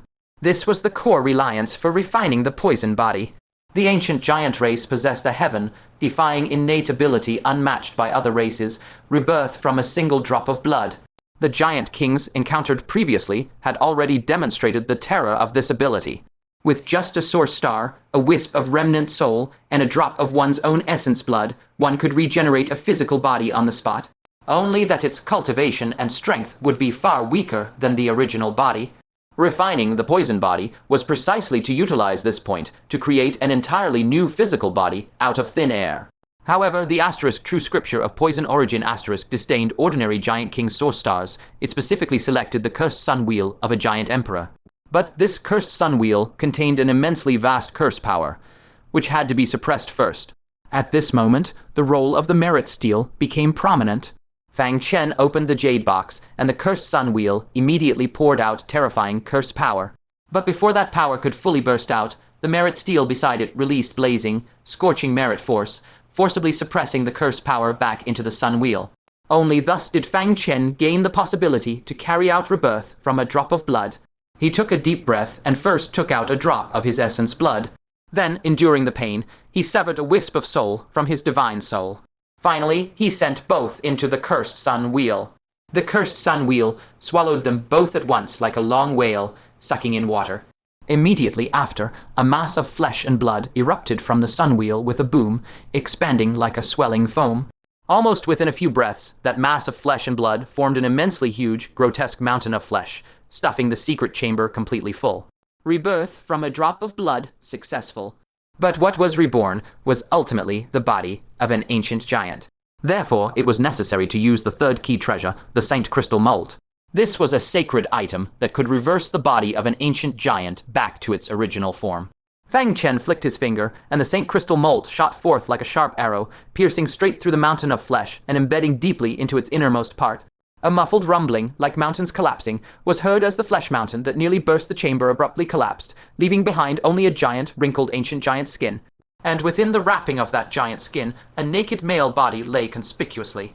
In both appearance and physique, it was exactly the same as Fang Chen. Even more astonishingly, this clone had a vigorous aura and immense vitality, exuding a cultivation that was even more terrifying than Fang Chen's original body. It had actually reached the realm of the 5 decays of heaven, man. Fang Chen was stunned on the spot. The good news was that the clone refinement was successful. The bad news was that the clone's cultivation was actually stronger than the original bodies. Fang Chen carefully flipped through the asterisk, true scripture of poison origin asterisk, murmuring in surprise, "This isn't right, is it?" The book clearly states that a clone refined by this method only possesses the potential to cultivate to the 5 decays of heaven, man. The implication is that a newly refined clone would absolutely not have such profound strength. Then how did my clone directly become an existence at the 5 decays of heaven, man? He held his chin and fell into deep thought for a long time. Suddenly, he snapped his gaze toward the cursed sun wheel and couldn't help slapping his forehead, exclaiming in sudden realization, "I get it now. I used a cursed sun wheel from a 2-headed sun giant emperor, and its quality far surpasses what's recorded in the true scripture of the poison source. That's exactly the key." Having understood this point, Fang Chen's eyes gleamed with sharp light. Now, the way he looked at this clone had changed entirely. With a mere thought, his original body closed its eyes as if its soul had been instantly drained, collapsing softly onto the ground. And in the very next second, the clone, which had lain motionless on the floor, abruptly opened its eyes and sat up.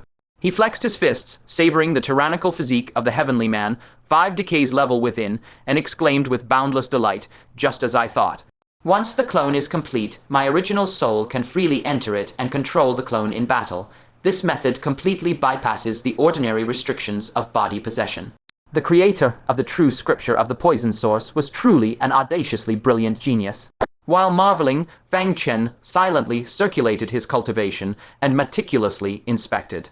He discovered that, for the moment, the clone only possessed a tyrannical physique at the Heavenly Man 5 decays level. Beyond that, it had not a trace of cultivation, let alone any domain abilities. But this was already more than enough.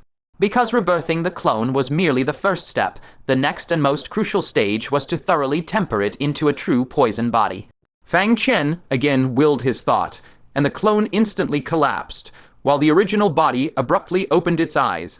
With anticipation gleaming in his eyes, he murmured his calculations. Already the clone's body alone has reached the physique of the Heavenly Man 5 decays level. If I further refine it into a poison body, won't its combat power surge to another level? Moreover, if danger arises in the future, I can completely abandon it, provided my soul returns to the original body in time. His mind made up, he immediately sat cross-legged and began, precisely following the true scripture of the poison source step by step, to temper this clone with over 100 kinds of supremely toxic materials. In cultivation, time knows no passage, and in the blink of an eye, 3 days had passed. Now within the secret chamber, roiling vapors of lethal poison billowed. Under the corrosive assault of these toxic fumes, the thick stone walls resembled an ice house beneath scorching fire, melting and peeling away layer by layer. And this was merely a wisp of residual poison mist that had leaked during the clone's tempering. As for just how much venom had coalesced inside the poison body, one could only shudder at the thought. Fang Chen looked with satisfaction at the clone before him. Now, precisely speaking, it should be called the poison body. This poison body appeared entirely normal on the outside, but within, there was no part that wasn't venomous. Its entire being was a lethal weapon. Even a single fine hair from its body could effortlessly poison a spirit transformation realm expert of the Heavenly Man 1st decay level. As for what kind of existences it could poison at full strength, that still awaited real combat to test. Fang Chen found a set of voluminous black robes and dressed the poison body neatly, muttering to himself, "I hope you won't disappoint me." After thinking for a moment, he went to the corner where the thunderstones were kept and rummaged for a good while. Finally, he pulled out an old mask that had been sealed in dust for many years and long unused. On the mask, the faded words "number 1" could still be faintly discerned. Fang Chen could no longer recall when he had last used the identity of Shadow God number 1. It seemed like it had been a very, very long time ago. Now, he would place this mask upon the poison body. In just a moment, the poison body, draped in voluminous black robes with ink, dark hair cascading like a waterfall, silently appeared before Fang Chen, its face hidden behind the icy mask of Shadow Guard number 1. Fang Chen took out a pouch he had prepared beforehand, flipped his wrist deftly, and efficiently stuffed the poison body inside. Looking at the pouch in his hand, a smile tugged at the corner of his mouth. This too was an unexpected trump card. Having done all this, Fang Chen turned his gaze toward the now vanished Cursed Sun Wheel and Merit Divine Steel within the chamber. A trace of regret flickered in his eyes. The body born from that drop of blood had drawn upon the very essence of the Cursed Sun Wheel and Merit Divine Steel to be reshaped and sustained. Fang Chen couldn't help murmuring to himself. He envisioned with great interest, if I had enough Cursed Sun Wheels and Merit Steli, wouldn't I be able to create even more clones? Today I refine a poison body, tomorrow a thunder body, the day after a fire body. With clones thus limitless, whenever I encounter enemies, I could fight them using precisely the clones that counter them. Just picturing such scenes in his mind made Fang Chen feel a surge of excitement. But ultimately, this was nothing more than wishful thinking. Cursed Sun Wheels and Merit Steli were already rare treasures, seldom found in the world. And the essence crystals left behind after a saint's death, the so-called saint crystal sheddings, were even more ephemeral, virtually untraceable. He shook his head, refusing to indulge in these impractical fantasies any longer, and waved a hand casually, dispersing the lingering poison smoke within the chamber. Then he slowly rose to his feet, silently calculating. One final day remained until the ultimate deadline. Tomorrow was the moment of the life-or-death battle agreed upon between him and the young emperor. Fang Chen examined himself and realized the only thing he had yet to cultivate was the scripture of departing heaven and cleansing tribulations, obtained from the Buddha domain. This was an extremely domineering Buddhist body, tempering scripture that required invoking the power of natural laws to temper the physique. Only then could one glimpse its gateway. But as things stood, Fang Chen could scarcely muster enough power just to activate the law. Energies of the primordial heaven, imprisoning Gourd, where would he find surplus strength? To waste on body tempering. That scripture was out of the question for the time being. Everything he needed to cultivate, he had already thoroughly mastered. Everything he needed to prepare, he had already meticulously arranged. On this last day before the decisive battle, he would properly spend time with everyone and conveniently settle some unresolved matters. Just at that moment, a vast and surging aura, symbolizing the heavenly man third decay realm, suddenly erupted from weak to strong, spreading fiercely outward. As that aura climbed to its peak, the entire Heavenly Secret Pavilion was rocked unceasingly. Fang Chen's eyes flashed sharply as he declared in a deep voice, "Someone has broken through to the heavenly man third decay. It's Moon Venerable." He immediately opened the stone door and, with a single spatial shift, appeared before Moon Venerable's secret chamber. True Word, Venerable, and Green Pearl had already arrived before him, vigilantly guarding the entrance against any mishap during the break through inside. Fang Chen too halted, waiting in silence. When the chaotic aura gradually stabilized, the stone door finally groaned open. There, robed in fluttering immortal garments, a graceful and exquisitely beautiful figure stepped forth, like the moon goddess Chang descending from her palace. The moment she lifted her head, she saw Fang Chen. A flicker of surprise crossed her face before blooming into a radiant smile as brilliant as peach blossoms. Immediately, heedless of everything, she teleported straight toward Fang Chen. Only, her soul evidently could not yet perfectly control this mighty body. Her foot stumbled, and she nearly fell. Fortunately, Fang Chen's eyes and hands were swift. He darted forward and caught her steadily in his embrace. Sighing, Fang Chen's eyes brimmed with the joy of reunion. The only person who would rush to him in such a manner could be none other than Chen Siling. Husband, Chen Siling's voice instantly choked with emotion, tears bursting forth as she quavered, "I thought I would never see you again." No one could understand the terror and fear of watching one's own body grow more uncontrollable by the day, only to have one's consciousness forcibly plunged into endless darkness at the last. Back then she had been like a drowning person, powerless as she sank inch by inch into the icy depths of the sea. That suffocating sensation of being unable to breathe was truly the deepest of nightmares. Fang Chen tightened his arms around her frail form and said softly, "It's all right now. Moon Venerable will never dare do anything to you again. Once I find an appropriate method, I'll drive her out of your body completely." Chen Siling merely buried herself against Fang Chen's chest, her shoulders trembling slightly as she sobbed without end. Observing from the side, Green Pearl couldn't help but mutter sourly, "All right then, another little sister has been added." True Word Venerable hastily pulled her away, whispering helplessly, "I'm afraid you'll have to call her older sister instead."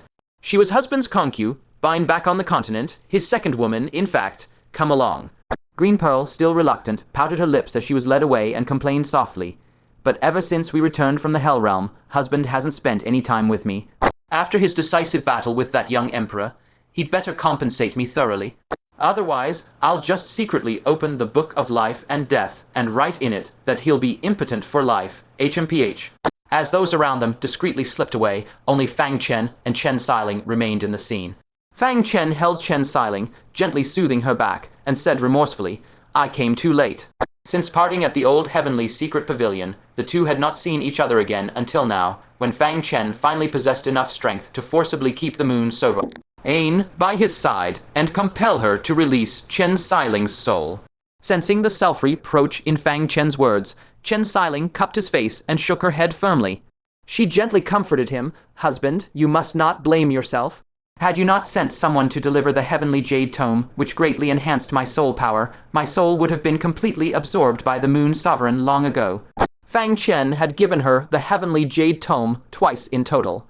Once was when they parted. He imparted all the pages of the heavenly jade tome he possessed without reservation to Chen Siling, repeatedly exhorting her to cultivate day and night. The second time, he entrusted Jai Qingshuan to journey far to the Moon Palace to deliver them to her.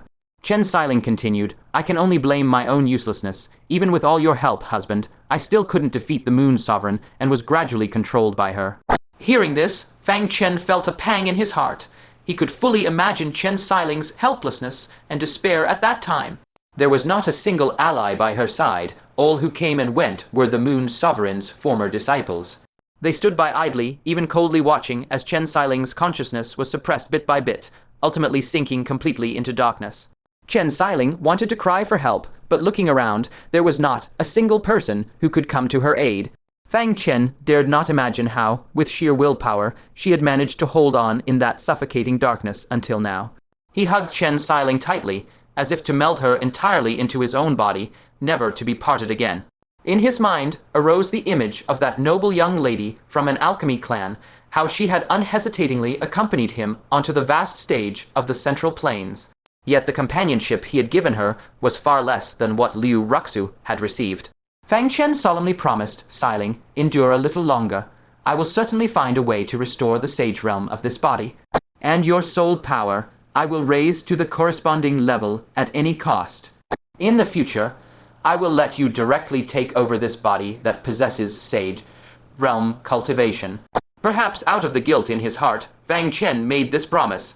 Chen Xiling closed her eyes, quietly relishing the feeling of being tightly held by Fang Chen.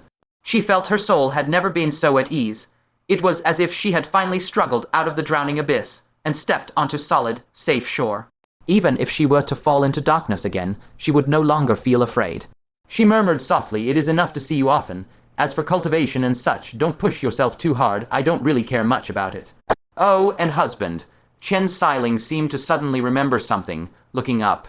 "You must not forget to thank that friend named Jai Qingshuan," she said earnestly. "After I entered the Moon Palace, I was completely isolated. They did not allow me any contact with the outside world. But somehow, Miss Jai Qingshuan managed to come before me and place the heavenly jade tome into my hands herself. Moreover, she repeatedly urged me to hold on, saying that you, husband, would surely come to take me away yourself one day." It was precisely because of this, with those last few pages of the heavenly jade tome, I strengthened my soul once more, and thus withstood the Moon Sovereign's absorption. Even after being dragged into the darkness, I persisted bitterly until now, relying on the faith that you would return. Otherwise, I might have long resigned myself to being fused with the Moon Sovereign. Something's not right. Fang Chen's brows shot up. He instantly sensed something fishy. If Chen Xiling was completely isolated, practically under house arrest, then how had Jai Qingshuan actually come before her? Inside the Moon Palace, there were sage, great exalts, and multiple divine transformation realm powerhouses guarding it. Jai Qingshuan, a cultivator at the early nascent soul stage, how did she evade the senses of these powerhouses and meet Chen Xiling unnoticed? And then, like a flash of lightning in his mind, Fang Chen recalled another matter that greatly perplexed him. It was that before Jai Qingshuan departed for Tian's state, upon leaving, she actually gave him a bone from the misfortune sage.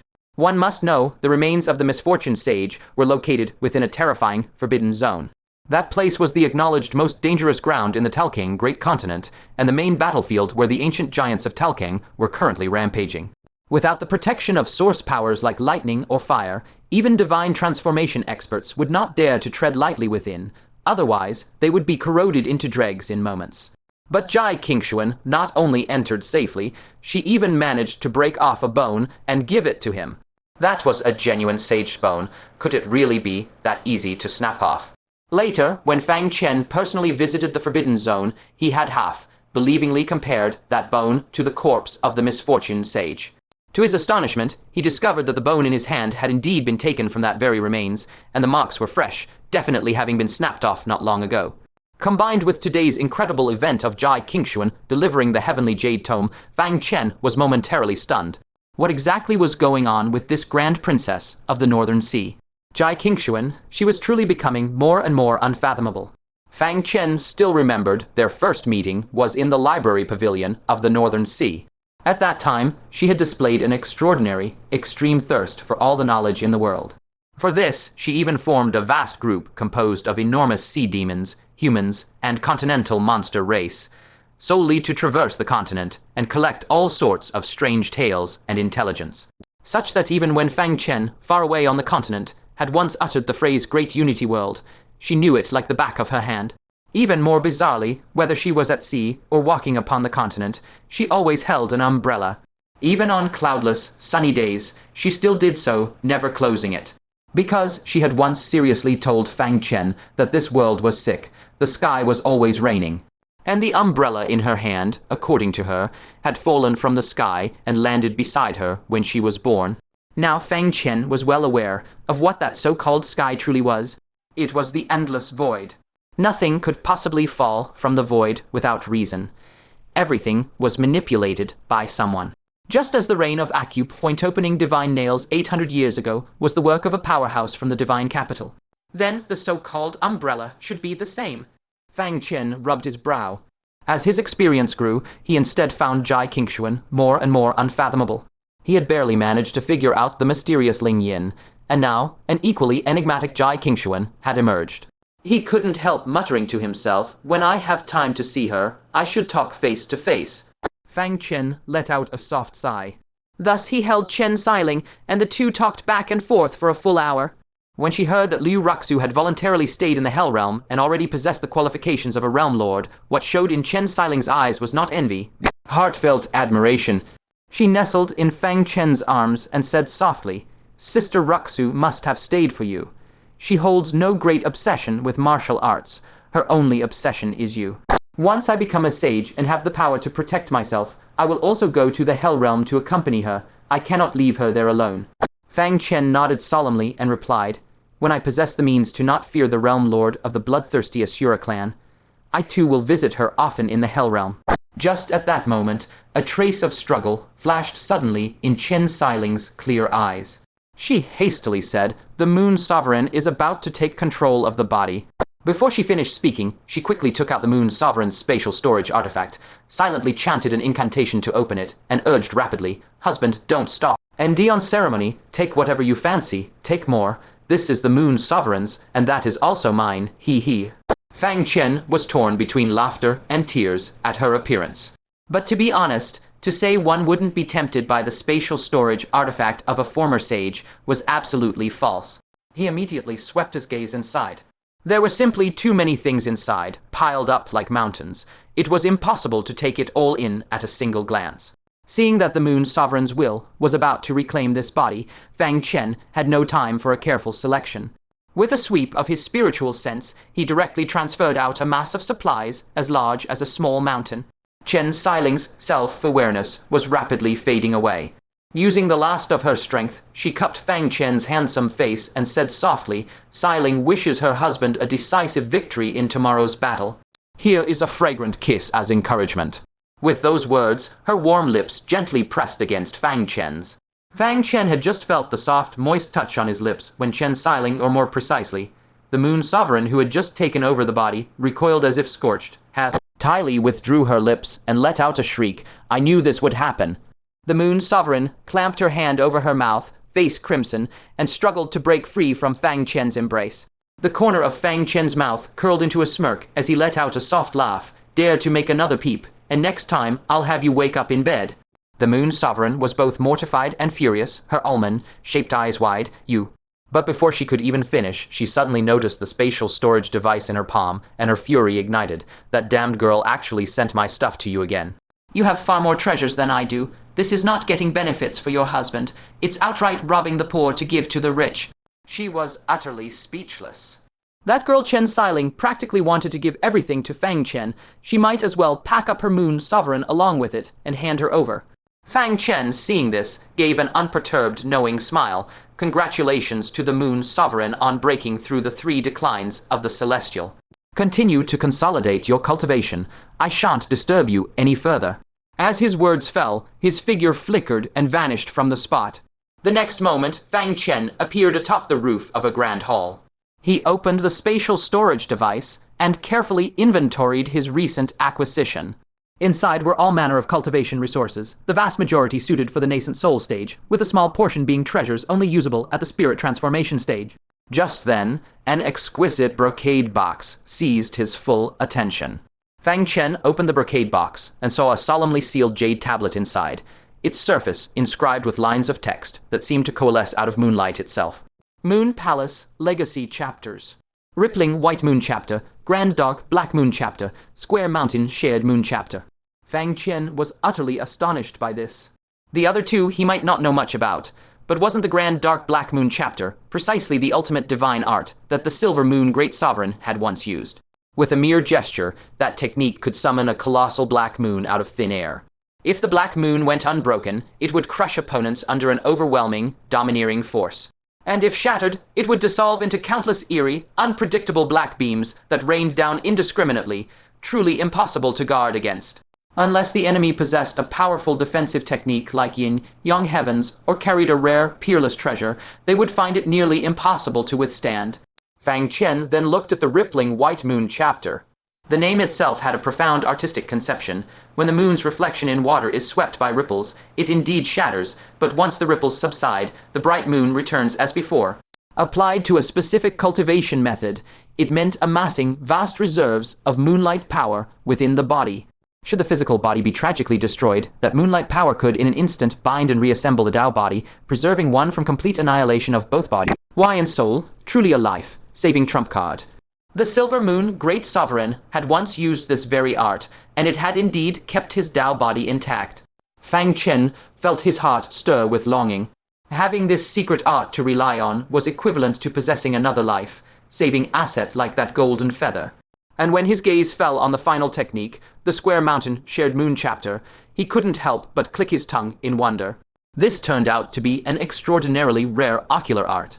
Its effect was so heaven-defying and unimaginable that it could actually span the distance of an entire great province, launching a devastating moonlight attack from afar against a pre-locked target. The ultimate power of the attack depended on the cultivator's own cultivation level and the condensed moonlight force.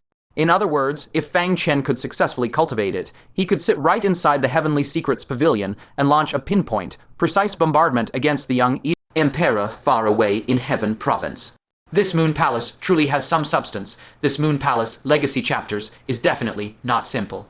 Fang Chen toyed with the jade slip, examining the cultivation method back and forth, growing more and more attracted to it. However, what exactly was this moonlight power that was repeatedly mentioned within?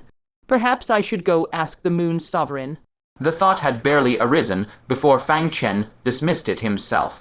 Forget it. If she were to learn that even the Moon Palace's secret arts had been lost, I'm afraid the Heavenly Secrets Pavilion would once again echo with pig slaughtering howls.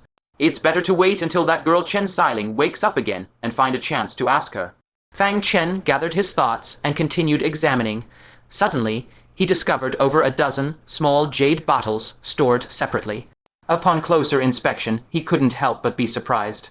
What the bottles contained were actually over a dozen seeds, resembling placentas and brimming with dense life force.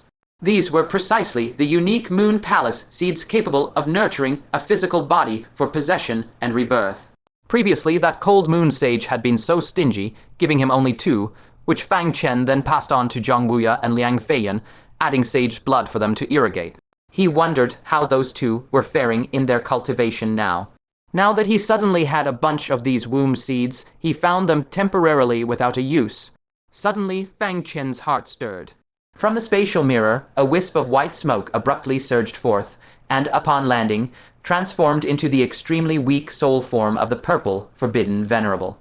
Earlier, during the great battle with the ancient giants, this expert, who possessed cultivation at the 2 declines of the heavenly man realm, had unluckily been ambushed and had his body destroyed, his soul hanging by a thread, just when Fang Chen rescued him. Fearing that in the chaos his soul might be captured for soul refinement, Fang Chen had kept him by his side all this time. Fang Chen retrieved 1 womb seed and also took out a bottle of sage blood that had originally belonged to compassionate old dog, stating bluntly, "Purple Forbidden Venerable, is the Moon Palace's unique flesh embryo. Take it and properly cultivate a new body."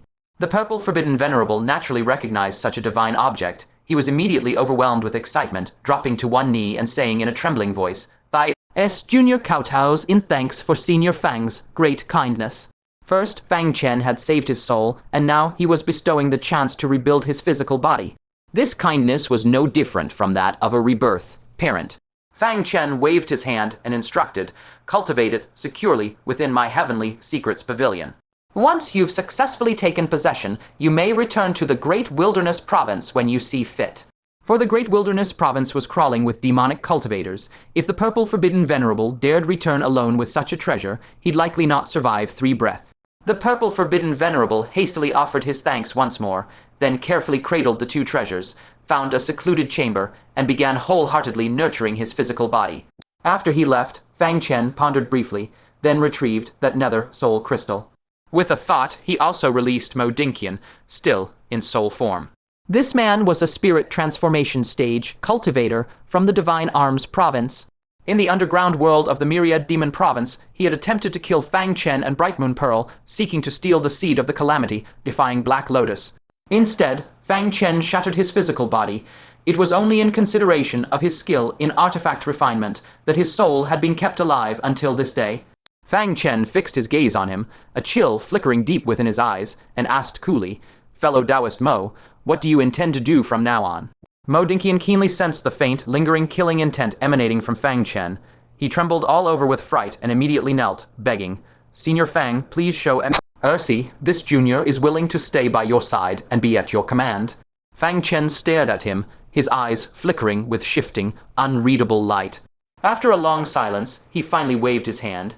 "In consideration of your past service in successfully integrating an artifact spirit into my evil sword, the grudges between us are hereby wiped clean today. You may leave on your own, find a place to possess a new body, and rebuild your cultivation. But remember, if you ever commit evil deeds again, I shall make sure your body and soul are utterly annihilated." The heavenly craftsman sage and the myriad arms great sovereign had treated him well. On account of them all being spirit transformation, cultivators from the same great province, Fang Chen decided to give Mo Dinkian a chance to redeem himself through service. Upon hearing this, Mo Dinkian said with deep shame, "This junior has personally witnessed the brutal ancient war of the giants, and deeply felt the tragic grandeur of humanity's reluctant expedition to the Hell Realm. How could I dare not repent? Thank you, Senior Fang, for showing mercy. If this junior succeeds in seizing a body, I will surely fight for the expedition to the Heaven Realm in the future." After repeatedly cupping his hands and bowing to Fang Chen, Mo Dinkian's soul form vanished into the void and departed resolutely. Watching him leave, Fang Chen felt a slight stir in his heart, and a wisp of his consciousness quietly entered the spatial mirror. His gaze fell directly upon the family of the Asura Empress, who were bound to a single rope. Seeing his arrival, except for the Asura Empress, the other three instinctively shrank back. The Asura Empress said in a deep voice, "Don't panic. He is here to fulfill his promise and let one of you leave." "What?" In an instant, ecstatic joy erupted in the eyes of Tianzhong and Tianj. Tianzhong hurriedly shouted, "Let me go." Tianj also hastily cried out, "You should let me go first." Fang Chen's gaze, however, swept past them and landed on Tiankin, who carried an ancient zither. He spoke calmly, "You may go. But you must leave the Central Earth continent immediately, without any delay." He dared not allow a dark Asura of the four, Crown King level like Tiankin, to roam freely in the Central Earth. Tiankin was stunned for a moment, pointed at herself, then quickly shook her head and refused in a resolute tone, "I'm not leaving. I'll stay right here." Deep in her heart, Tiankin knew clearly that Fang Chen still possessed quite a few hell abyssal crystals. As long as she gathered 4 of them, she could break through to the realm of a 5, crown Asura King, in one fell swoop. Such an opportunity was not non-existent in the Heaven Realm, but trying to gather 4 in a short period was nothing short of a fool's dream. After all, the number of Asura clans waiting for hell abyssal crystals in the Heaven Realm was truly as numerous as ox and hare. On the other hand, how many Asura were there by Fang Chen's side? Staying here meant she would not have to be caught in that vicious infighting at all.